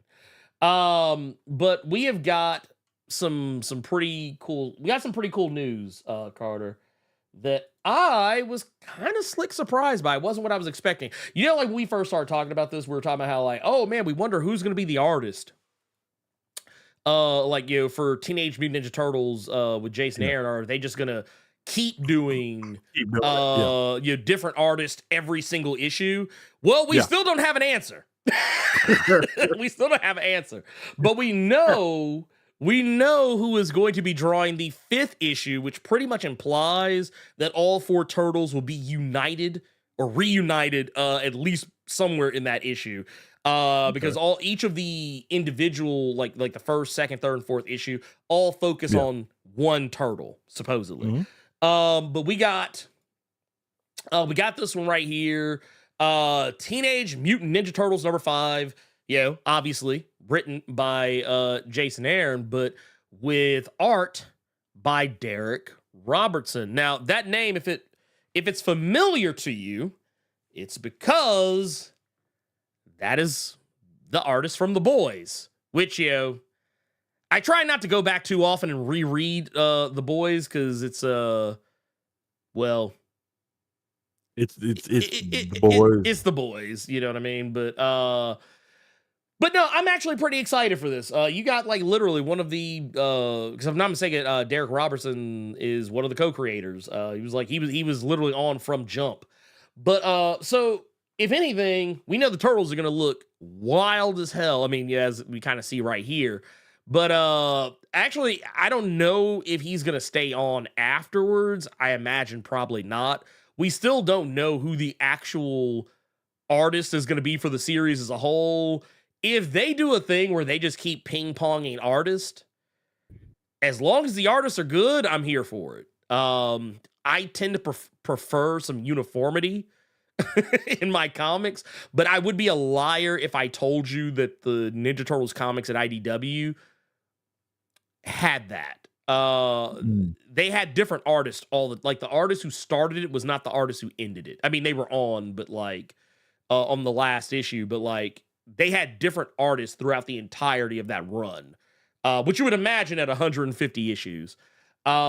But I mean, your artist for the first 5 issues is different than the artist for the next 5 issues, and then the next 5 issues. And sometimes the artist for the next issue wasn't the same as the artist for the issue after that. So I'm not incredibly surprised by this, but I was actually hoping with Jason Aaron being on board, maybe they would, kind of tighten that up a little bit.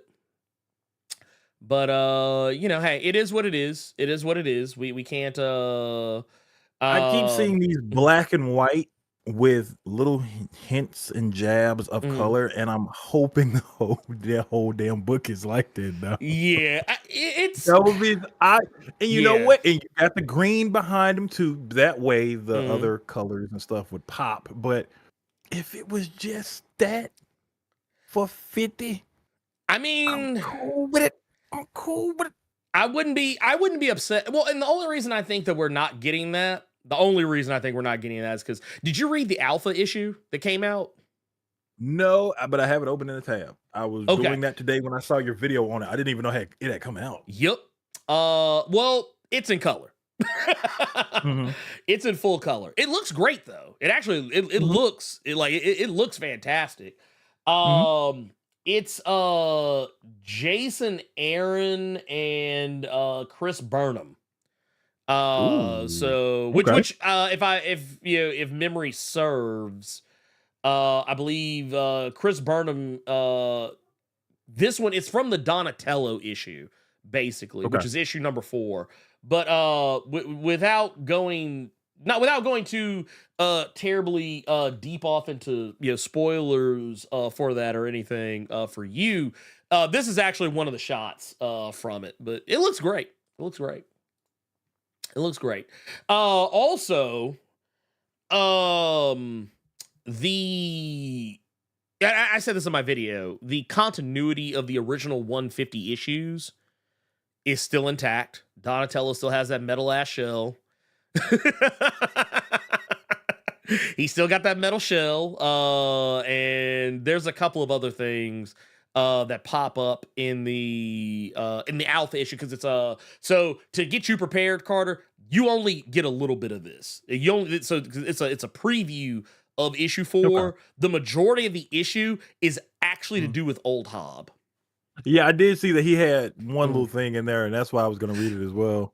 It's kind of weird because the way that they advertise the alpha issue is kind of nasty. It's kind of nasty. You got here. I want to pull this up so y'all so we can kind of have it right here. So you look at this cover. This motherfucker have you thinking, oh yeah, Donatello, he getting the whole, he gonna get the majority. Yeah. That little Hobbs shit just gonna be at the back of the book. It's actually the reverse. Yeah. It's actually the reverse. Oh. Hobbs' story is actually the bigger story. Look, because I love how it said plus. Look, Daddy said, hold on, I want to zoom this shit in so you can kind of see. Plus Old Hob in Monster Island. Motherfucker, that is the story. That's the whole issue, damn near. Wow. But it's kind of funny how they did that. The thing is, they are, like I said, I can't profess to have any inside baseball on what's going to happen with the artist situation. Once again, if it continues to be just rotating artists in and out, I mean, I'm sure that's going to be fine until it's not. But I'm here for it. When you read that alpha issue, let me know what you think about it, because I'm very curious. I'm very curious to see where your mind's going to be at on it, because it's pretty. I thought it was pretty damn good, personally. That's just me. I thoroughly enjoyed it. And then I guess our last thing, I'm not really going to spend a whole heap of a lot of time on this, because honestly, this is more of a public service announcement than it is anything else. So, Carter, I know you do not read My Hero Academia, so I'm not even going to pretend. I'm not even going to try and ask you the question as if I think you're going to give me a different answer. But My Hero Academia, it recently ended its biggest arc with chapter 424. So basically issue 424. If you're nasty. If you're nasty. And it was the arc is called Final War, if I'm not mistaken. I'm not really here to talk about the arc itself, because I have a lot of thoughts about it. It's not a bad arc, but I do feel like it's an imperfect one. But I mean, that's kind of par for the course. When you get to the end of a story that's been running for over 400 issues, you're not going to see everything you think you want to see or that you feel you want to see. I do feel like Horikoshi, God Lord, why is that? Horikoshi. I feel like Horikoshi did it the best job you could possibly do to try to bring some semblance of closure to a lot of things regarding your main character, your principal characters, Midoriya, Bakugo, and Shigaraki, and everybody else, All for One, and All Might, all that stuff.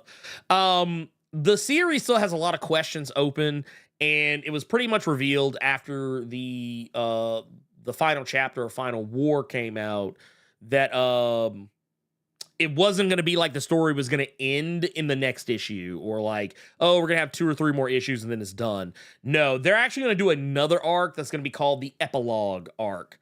I don't know how long that arc is going to run. I don't think that it's even, you know, been hinted at or teased, because I think the book is going on hiatus for a couple of weeks. Yeah, no, I think you're good. No. I'm not, Paris, you're good. I'm not going to talk about anything that happens in the end. Don't worry about that. No, I'm not about to, we're not going to do that. God damn it. Y'all ain't shit. I see y'all. But no, so My Hero is finally coming to an end. It is, here's what I will say.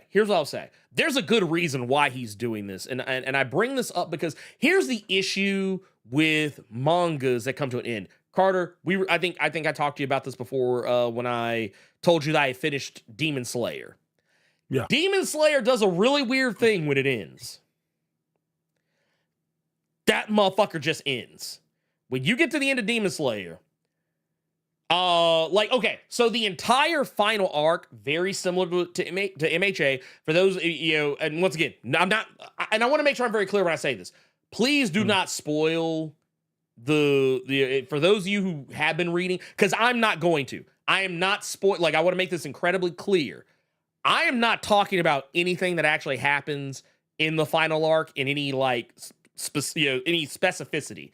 I am strictly just talking about just, you know, why this is happening. So please do not put any spoilers in the chat for My Hero Academia, because that would be heartbreaking for some people, I would imagine.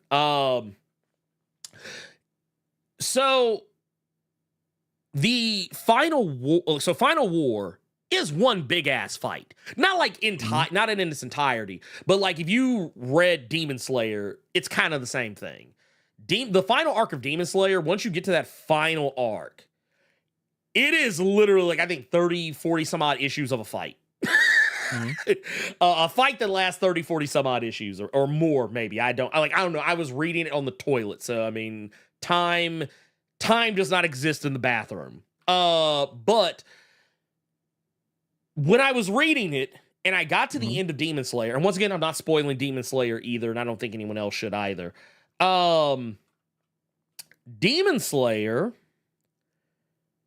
once you get to the end of the fight, there's like, I think another 1 or 2, maybe 3 chapters after that. But it's all like people just kind of like figuring, I don't even think it's that many. I think I'm actually being quite generous when I say, I think it's actually only like 2. Yeah, but everybody kind of figuring out where everybody is. You're figuring out what characters are no longer with us.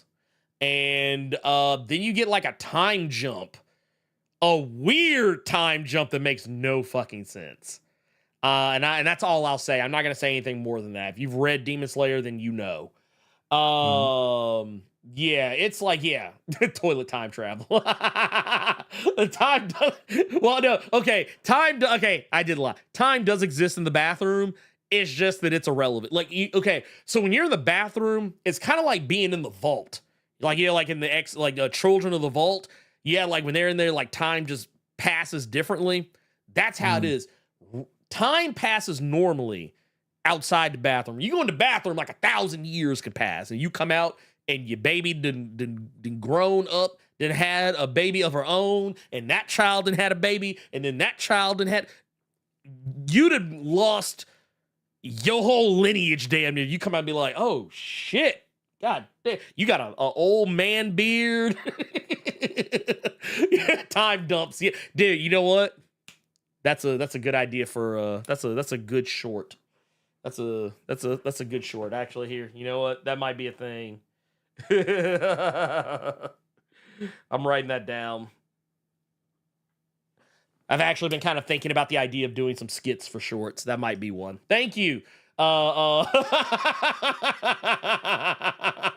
Thank you, Triple Dot. I'll even give you credit for this one. But that said, When the leg falls, bruh, I don't even want to go there. Not when the leg falls asleep. But no, the reason why I say all this is because there's still lots of things that My Hero Academia needs to address. There were some plot points and arcs that have not been closed out. And the reason why Horikoshi is doing this is because I think they believe, just like anyone else would, that is even a half-assed decent writer. If you want these characters to actually have some level of closure, to be their storylines to be closed out respectively, you're going to need an epilogue arc to do it. I will say, though, there's a danger in that too, because while I think it's egregious to just end something like, all right, well, the fight's over, and all right, who oh, so-and-so's dead, so-and-so's alive. All right, cool. We're out. That's egregious to me. It's also equally as egregious when you have an ending like Lord of the Rings, where like there's 15 extra endings after the first ending.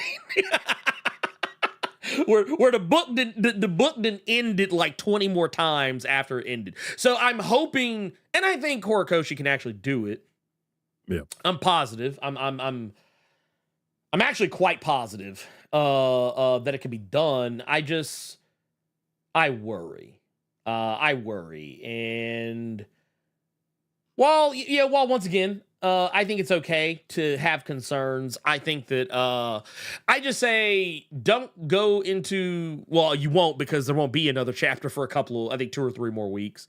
Because I think Jujutsu Kaisen's on hiatus too right now for a couple of weeks. Don't go into it thinking, oh, it's over, it's done. It's they're still going.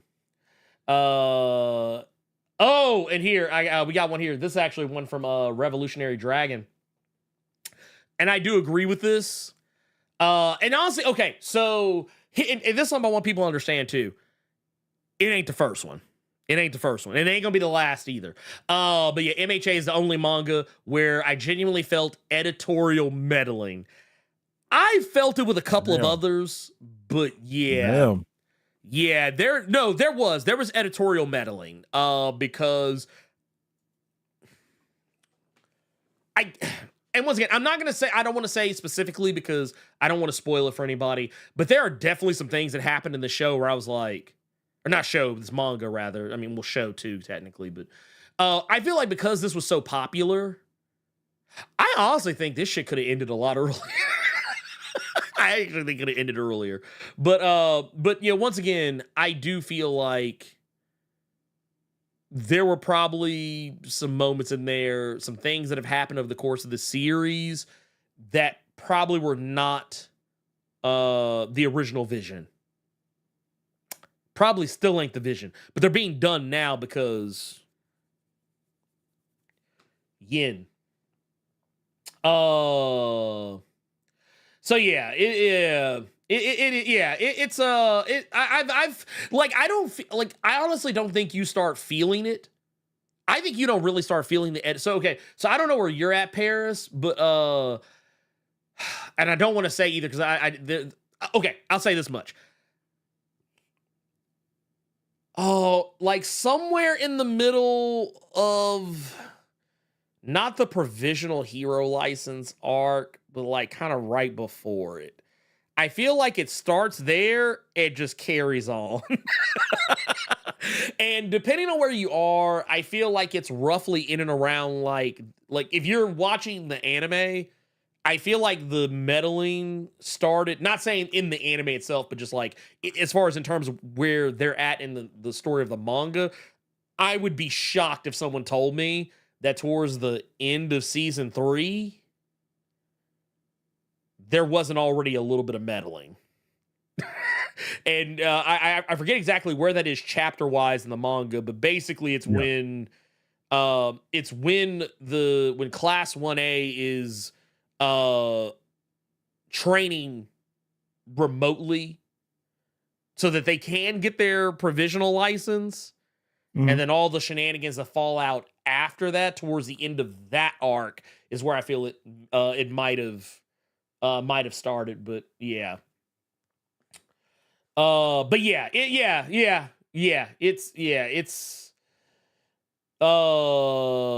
Bleach is definitely one. Bleach is one I'm pretty sure I've heard. Like, I can't speak for experience, but I have heard that it had a lot of meddling.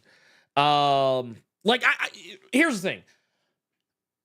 There's a reason why some manga run really long and why some manga make really weird choices. Naruto, I guarantee you Naruto had editorial meddling. If it didn't, shit.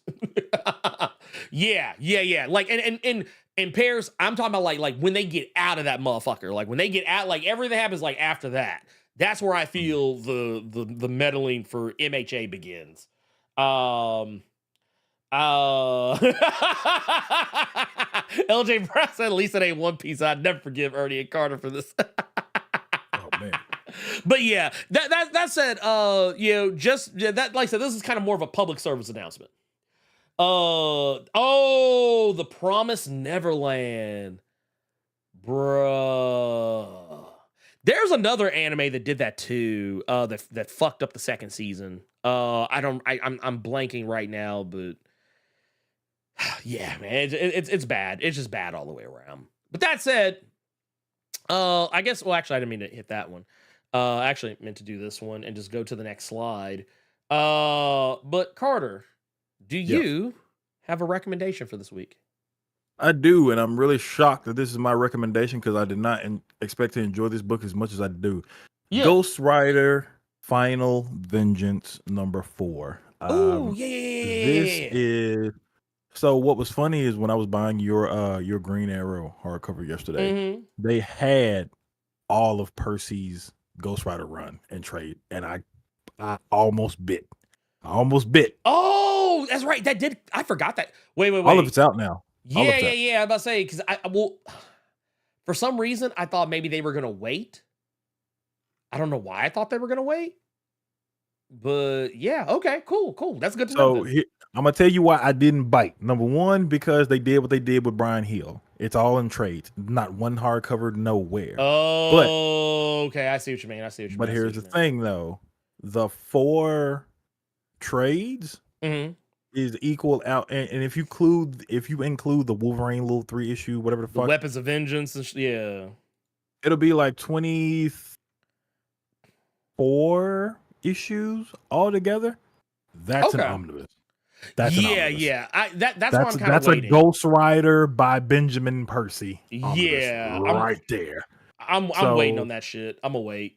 Yeah, so that was the one reason I didn't bite, unless and then they could include this as well. But yeah, this was really, really good. It seems like Benjamin Percy is a fan of Brian Bendis's version of Parker Robbins, since Bendis is the one who created the Hood. Yeah, and it seems like he's more so trying to bring the Hood back into being a more serious character than the goof that he was portrayed as after other people got their hands on it instead of Bendis. So yeah, I think the last time I saw him serious was in Punisher.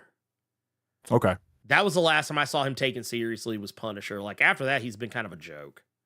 Yeah. So I will say with this, even though I was not expecting to be as into it as I was, this is really good. This is like, if you enjoyed Percy's main Ghost Rider title, this is just this I would tell you to absolutely read. And this is coming from not even a main story. This was, I think, from like one of the fucking annuals is when he was doing the Hood stuff. It was just an annual, and then he's making this little mini series from that annual to see what's going to happen with it. So yeah, this was good. I like it. This was really, really good. Yeah, no, I liked it. With Juan Ferreira cover, that was another reason I really, really like it. Which is one reason, like, I got you, big dog, but there are several instances where like this Green Arrow, I was just like, Ron Ferreira. Oh yeah, no, hold on, wait, hold up for everybody. Yeah. He got me that Benjamin Percy joint, man. I was like, damn, man. Yeah. Out here, man. But I see that it's Benjamin Percy and it's Juan Ferreira again, but now Juan Ferreira is on interiors. So like I got it for you because I knew you wanted it, but at the same time, you might not get this motherfucker. I ain't gonna hold you. But yeah, I'm gonna be recommending Ghost Rider Final Vengeance this week. Ernie, what are you recommending, dog? I'm gonna be recommending Scarlet. I'm gonna be recommending Scarlet by Kelly Thompson. Kelly Thompson, Marco Ferrari, and Lee Luridge. Does it do enough to warrant it? Yes, very much. So okay, I'm gonna go ahead and put it. I'm gonna put this out here. Okay. Of the series thus far, so Cobra Commander comes straight out the gate swinging. Yes. Duke does as well, letting you know that this is part of the Energon universe. Scarlet does not right away, but Scarlet is less setting up future crossovers with Transformers and is more setting up future G.I. Joe, if that makes any sense. So when you watch, has he finished his main G.I. Joe stuff? And because Larry Hama is doing he's doing a Real American Hero. He's doing a Real American Hero, which is not connected. Yeah, okay, that's what I'm trying to figure out. Yeah. Is that finished so that he can do the G.I. Joe thing proper, or is he not doing the G.I. Joe thing proper? Okay. So here, I can't remember. So, well, no, it's funny because, okay, so when I was going back and reading Duke, I was reading the letters. I normally don't read letters, but I saw something that stuck out to me. There was someone that was really angry with Joshua Williamson. And it was in the Duke book because they were mad that Joshua Williamson was ignoring the continuity of the Larry Hama series. And then that was when, like, the person who I don't think it was Joshua Williamson, but whoever it was that answers the letters, they were like, well, Larry Hama has his own story to tell, and they were like, and his story is not diminished by our story because they're not in the same universe, and they won't be. And there is a G.I. Joe book proper coming. It was teased in the Energon universe. In the Energon universe series. So that's coming up before long. But the thing to take note of with this is that so you know how, like, with Duke they gave you the Pit, they gave you Mars, they gave you a lot of deep cut G.I. Joe characters, not from the cartoon but from the original fucking comics. Yeah. This, man, I almost don't want to say because it kind of spoils it. I'm not going to say it. I'm not going to say it. But basically, let me put it like this. All you motherfuckers that have been asking for Snake Eyes, I'm not saying Snake Eyes shows up because he doesn't. But Kelly Thompson basically said that motherfucker on the way. or at least not on the way, but we're going in the direction of, like, a place where it's more likely you see him than don't.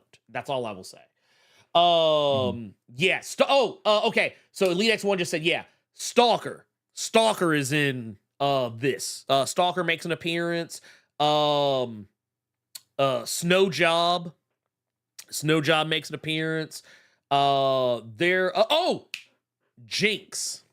Jinx also makes an appearance in this, which I personally appreciated because I actually liked to, like, that was one of the things I liked about Duke, because and Cobra Commander, Mercer is one of my favorite characters. For those who don't know, Mercer was the one Joe that used to be with Cobra and then defected to Joe. I always thought that was such a cool dynamic, and the cartoon never dived into that on any level. Like, I mean, it was just kind of a thing. There was, like, you just had to accept it. But I love the fact that Mercer is present in these comics, and seeing characters like Jinx and Clutch and so on and so forth, like characters like that, popping up, it let me know that they were serious. Also, CoverGirl is in this. Not in this, but like in Duke. But yeah, like Kelly Thompson comes out of the gate swinging. She makes you, like, if you, for whatever reason, if you somehow just didn't think much of Scarlet in G.I. Joe, which I think is weird considering how iconic of a character she is, you will see Scarlet is about that life. She throws hands. She has hands. She has feet and knees and elbows if you want them. Okay, so there you go. There you go. Okay, so yes, Jonathan Stewart said it. Is that snake eye symbol on the ground? Yes, it is. But once again,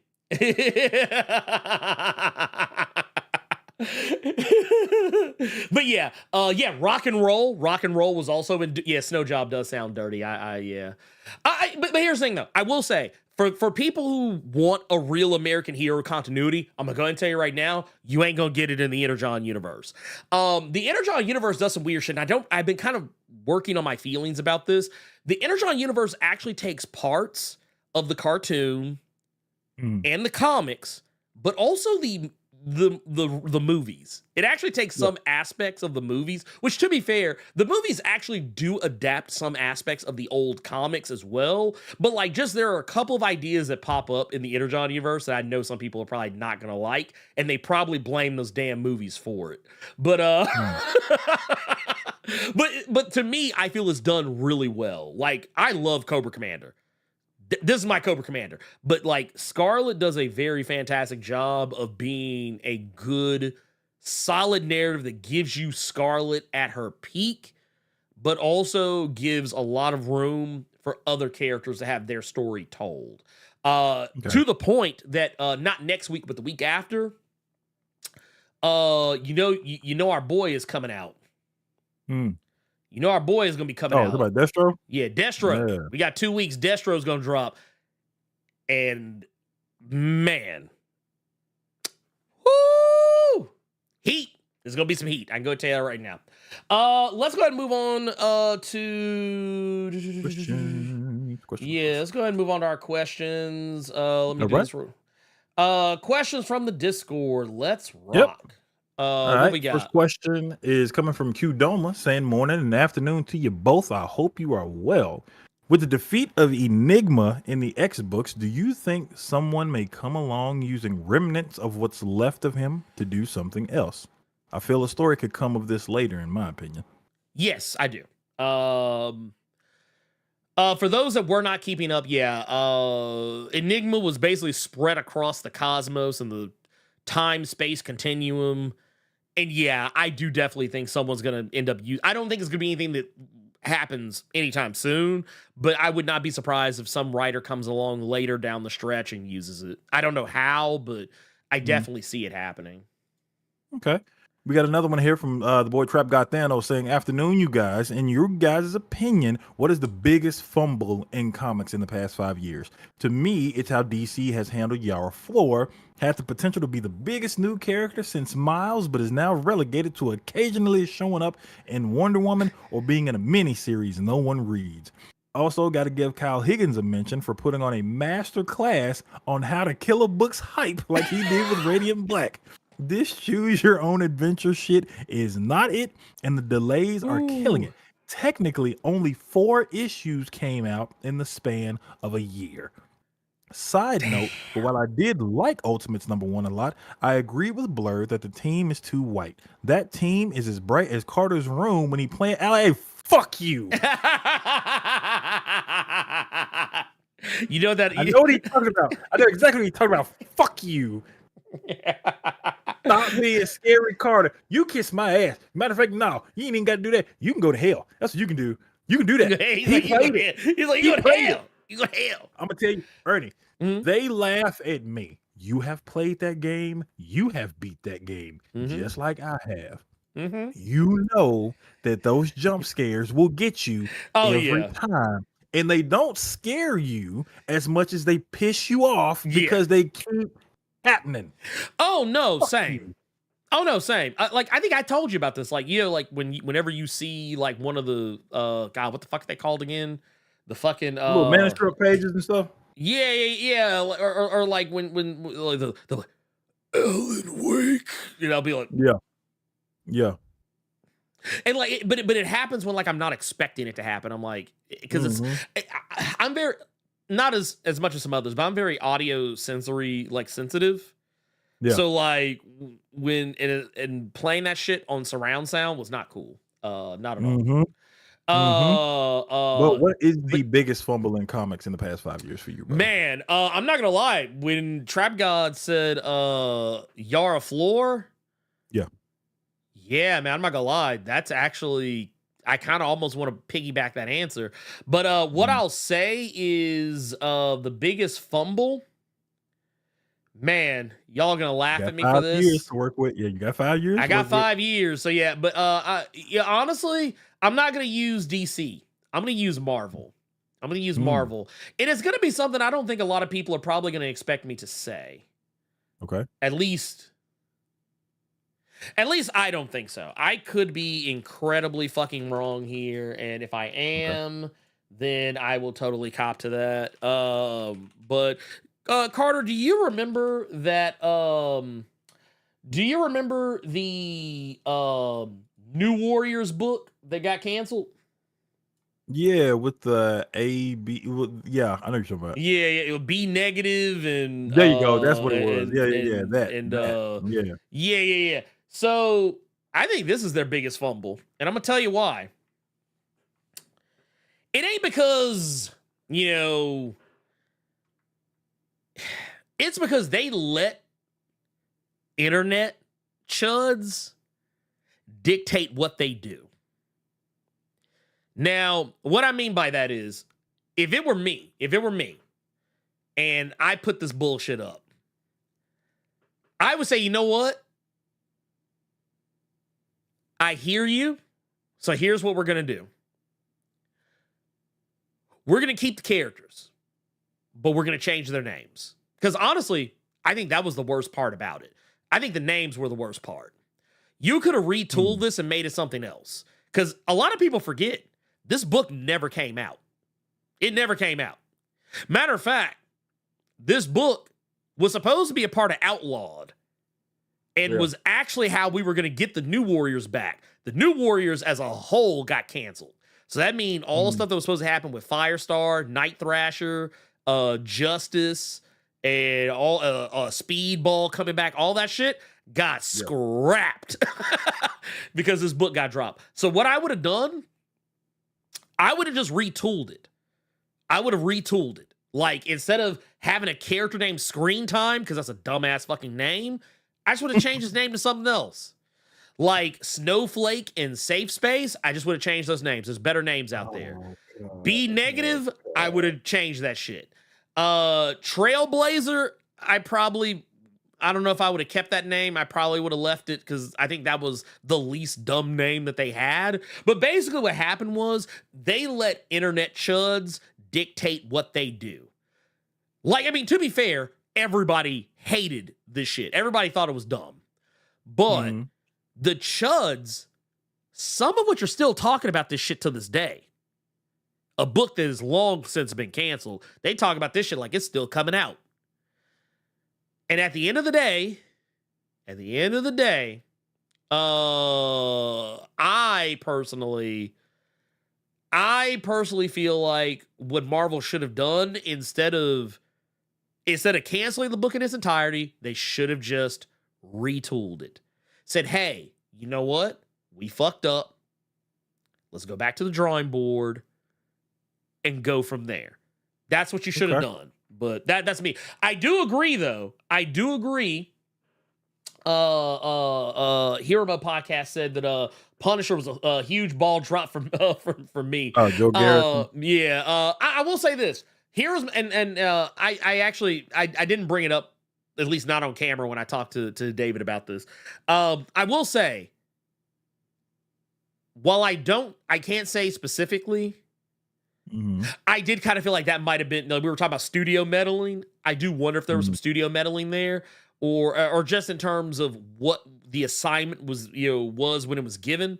I do feel like just making Punisher, Joe Garrison, just Frank Castle by another name was not the wisest thing. I thought the story was fine. But like just the origin of Joe Garrison, I was like, I don't know about this.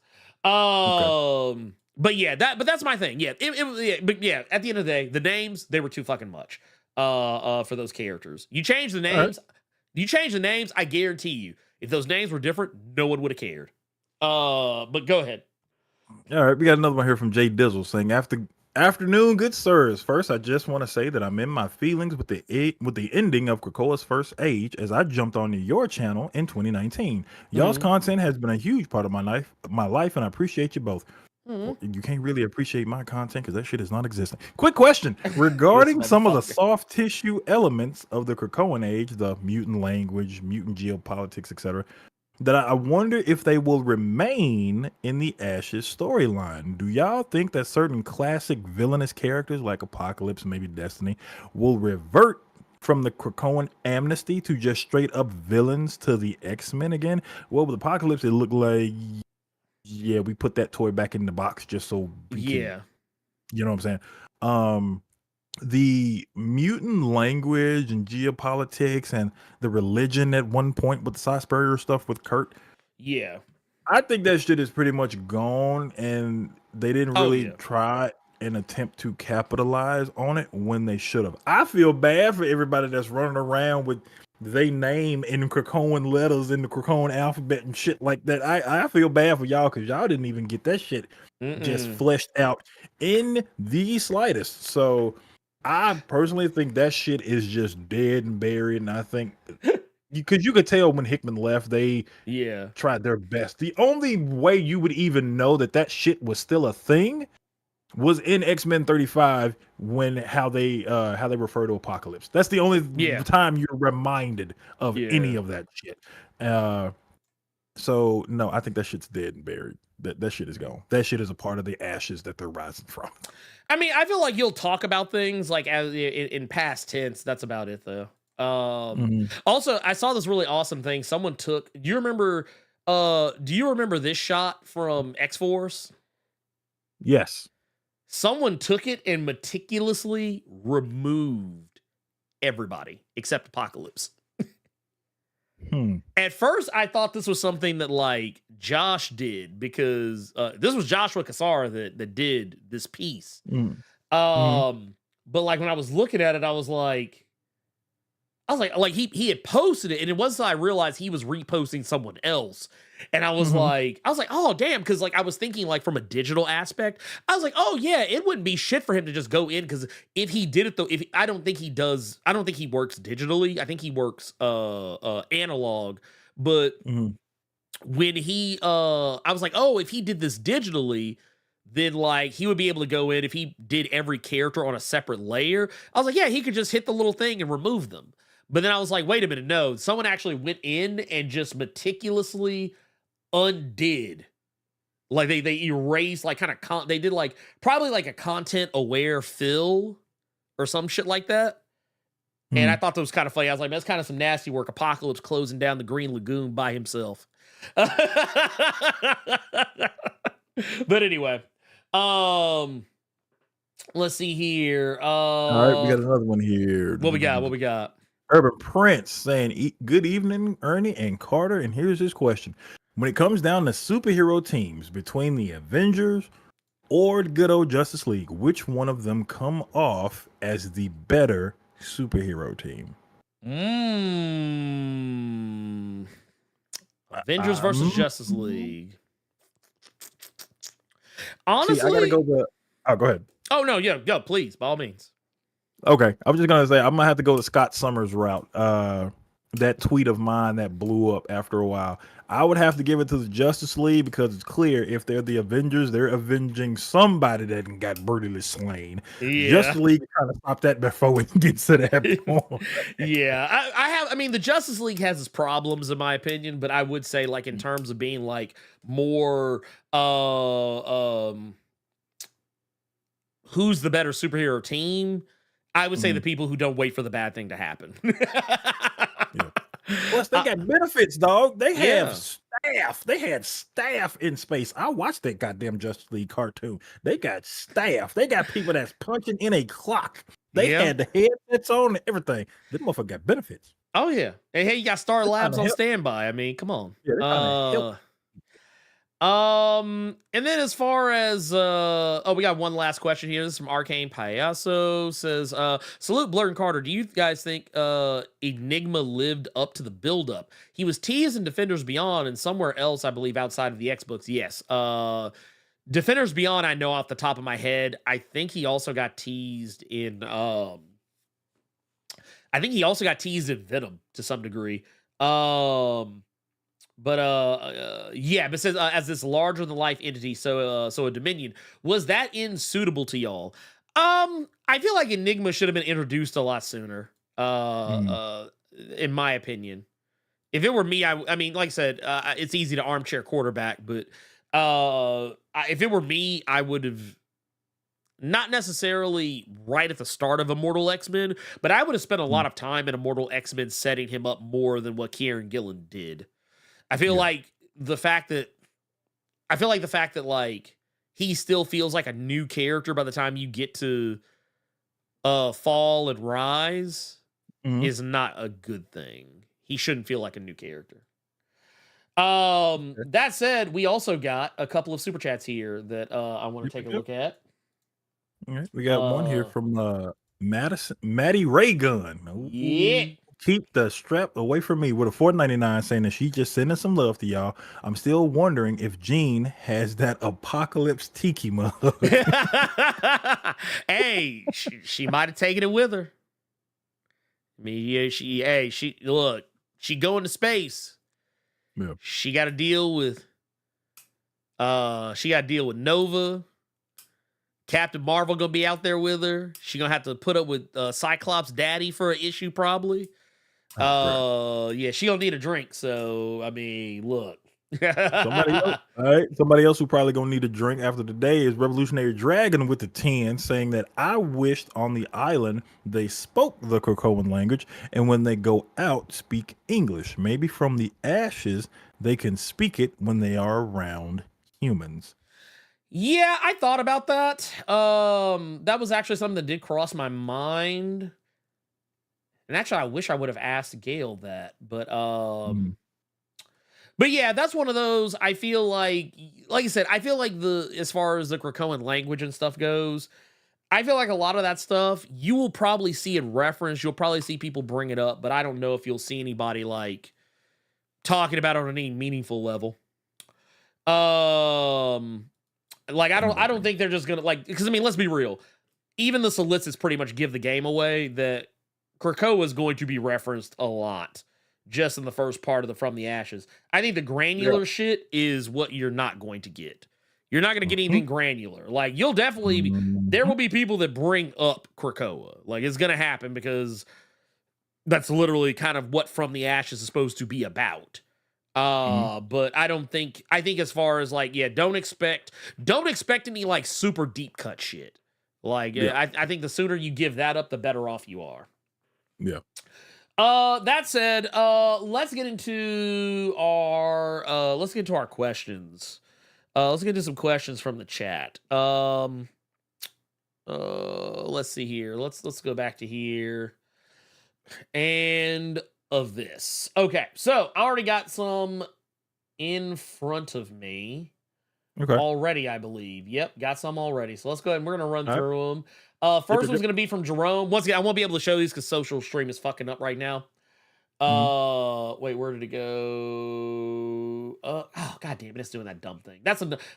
Oh my god, I fucking hate this thing sometimes.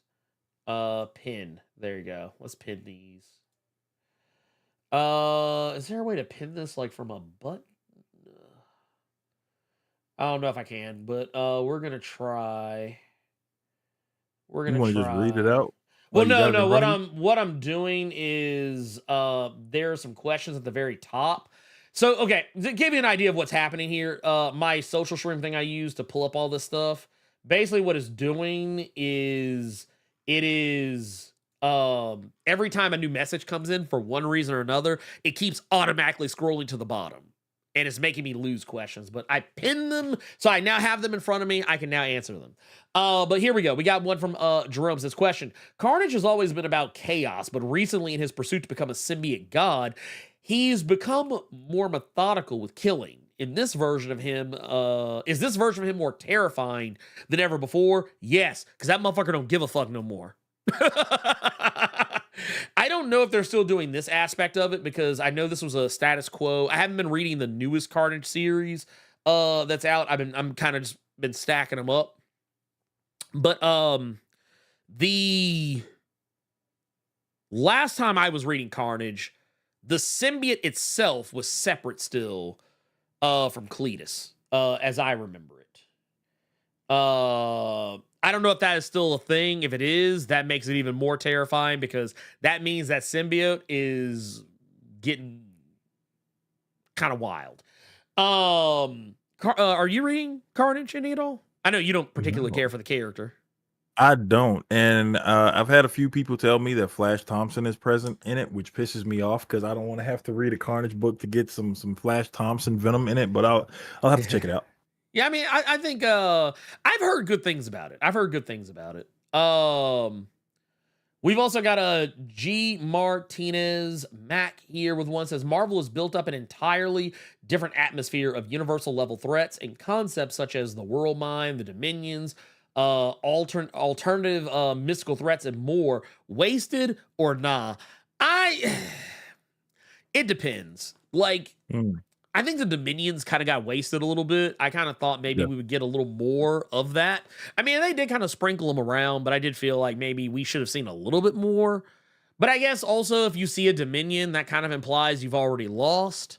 So that's kind of like it's kind of the bad part of stories where you have stuff like that. But that said,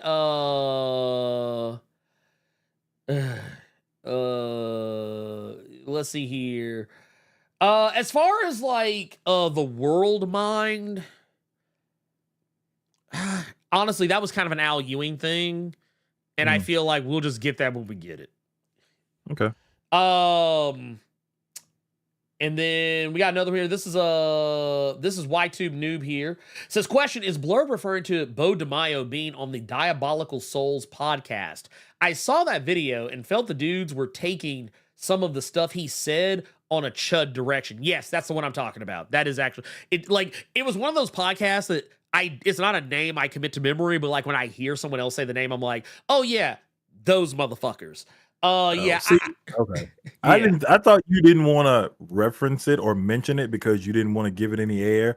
So that So when people go and they ask that question, just trying to be kind of petty and drama, like I don't know. That's nasty to me. Well, no. It wasn't that. I legit couldn't remember their name. Like that. That's why I was saying like. Even worse, like you niggas are so trash. Yeah. Look, let me tell you something. The only reason I even know the interview happened is because Dane from actual fandom talked about it. That's the only reason I even knew it existed. And that and a friend of mine, who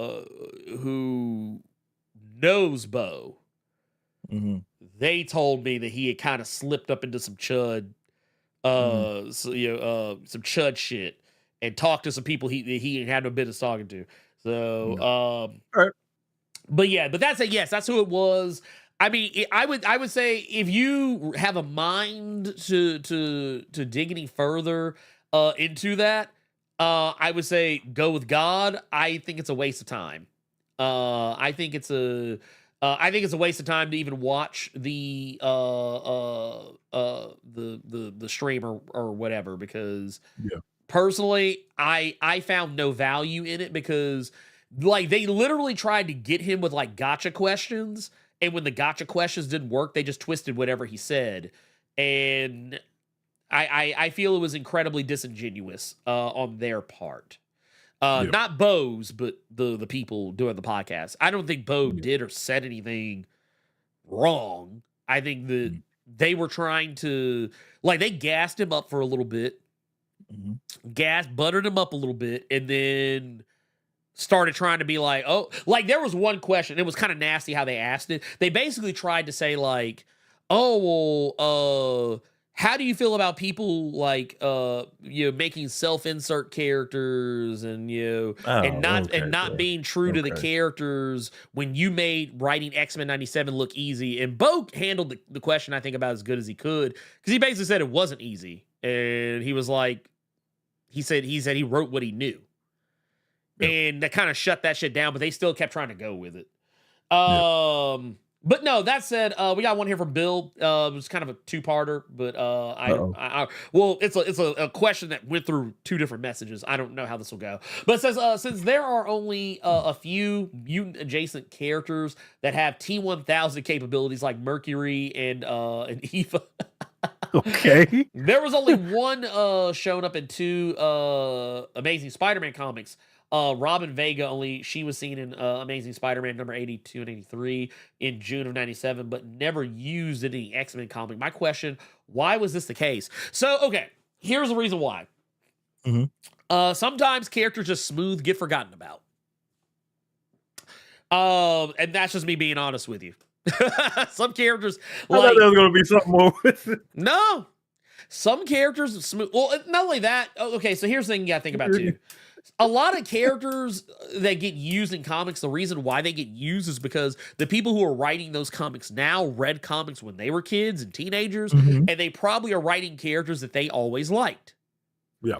And it's probably safe to say that if there was a character that never gets used, it's probably because no one thinks about them. Because I don't think there's any mandates. There's no strict mandates that Marvel has that says you can't use this character or that character. At least not like for a ton of them. It's usually like they'll probably tell, like, the general rule of thumb I've seen is there are some characters they say, oh, well, we're going to retire this character for a bit, or we're going to sunset this character. We don't really want them being used right now. Or if you're going to do the story, we have plans for this character elsewhere, so we don't want you using this character in this context because it'll muddy the water, or, something of that magnitude. It's not really one of those, like, okay, case in point. Immortus. That's a character nobody uses. Because Marvel's probably like, yeah, don't bring this motherfucker up too often if you can help it. Because of what he is tied to. But yeah, as far as like Robin Vega, I don't really have the inside baseball on that one. I'm actually looking her up now. I'm actually looking up the character now to see if there is any let's see how many characters. Yeah, this character appeared in 2 comics. The 2 that Bill mentioned. Spider-Man 82 and 83. That's it. And there is no reason as to why. Yeah, I mean, yeah, I couldn't give you an honest reason other than it's probably because no one really knows about that character, and any writer that would be able to use that character knows about that character.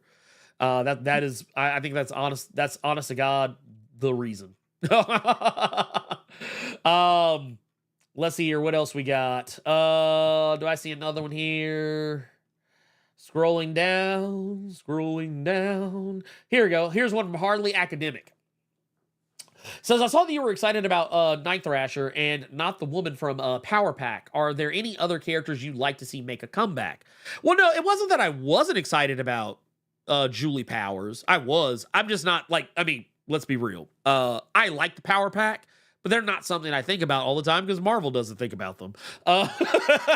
But as far as like other characters, go, I'm actually fine with Julie Power being there. But if they wanted to add another character that would have like blown my mind or some shit, I would actually have to say that none are really leaping out at me at this precise moment. I mean, yeah, you probably could have added an America Chavez or I don't know, maybe I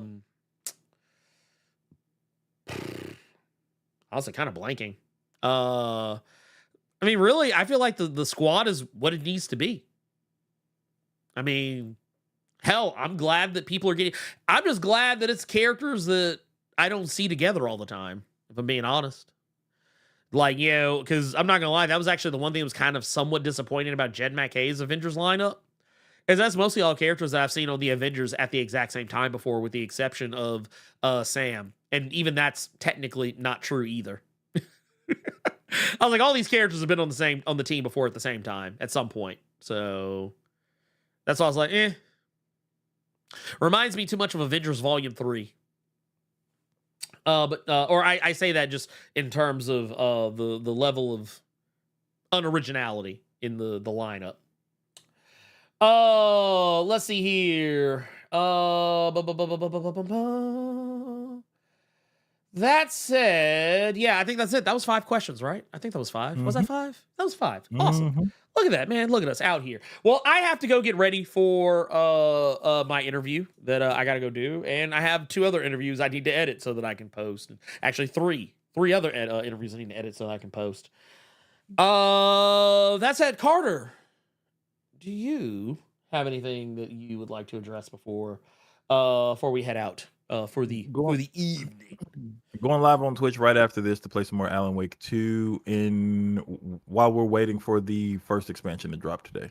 So yeah. Oh yeah, I forgot that is today. God damn. Is it wait, how is it free or is it one you gotta pay for? No, it was one of the season pass expansions. The first one's dropping. Got you. Okay, got you. Okay, so but I'm also talking myself into not doing. So here's the thing with that. It's 3 chapters. They're an hour each, and it's not story based. It's more like it's like Night Springs episodes with different characters. Gotcha. One is the chick from the diner thinking that she's helping Alan Wake. Another episode is with Jesse. Okay. And another episode is with Sean Ashmore playing Tim Breaker as a hero in something. Yeah. Yeah. Man, I'm not gonna lie, you disappointed me. You said about an hour each. I'm kind of like, yeah, that's why I'm like, I got to look at the price of it, because if the price ain't right, I might get that Resident Evil 4 a little Ada Wong thing. Yeah, I was gonna say, let me see, how much is that season pass? How much does that season pass cost? I think the deluxe was on sale with it for like $16, I think. But I'd rather save $6 and just buy that Ada Wong for Resident Evil 4 remake and go buy some. Yeah. Go ahead and get that Ada Wong. Get that. That's I'm done. Yeah. Oh yeah. Bird Nerd. For everybody that doesn't know, real quick, not to cut you off, because you're asking about my Twitch. The Twitch is literally my name. Yes. Just type in that name on Twitch. It's me.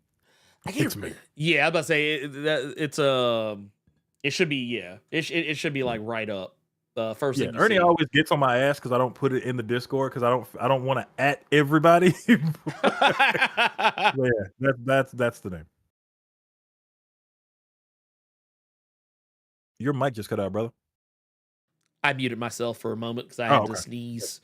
But no, ladies, gentlemen, and MBs, I think we're done. That's the show.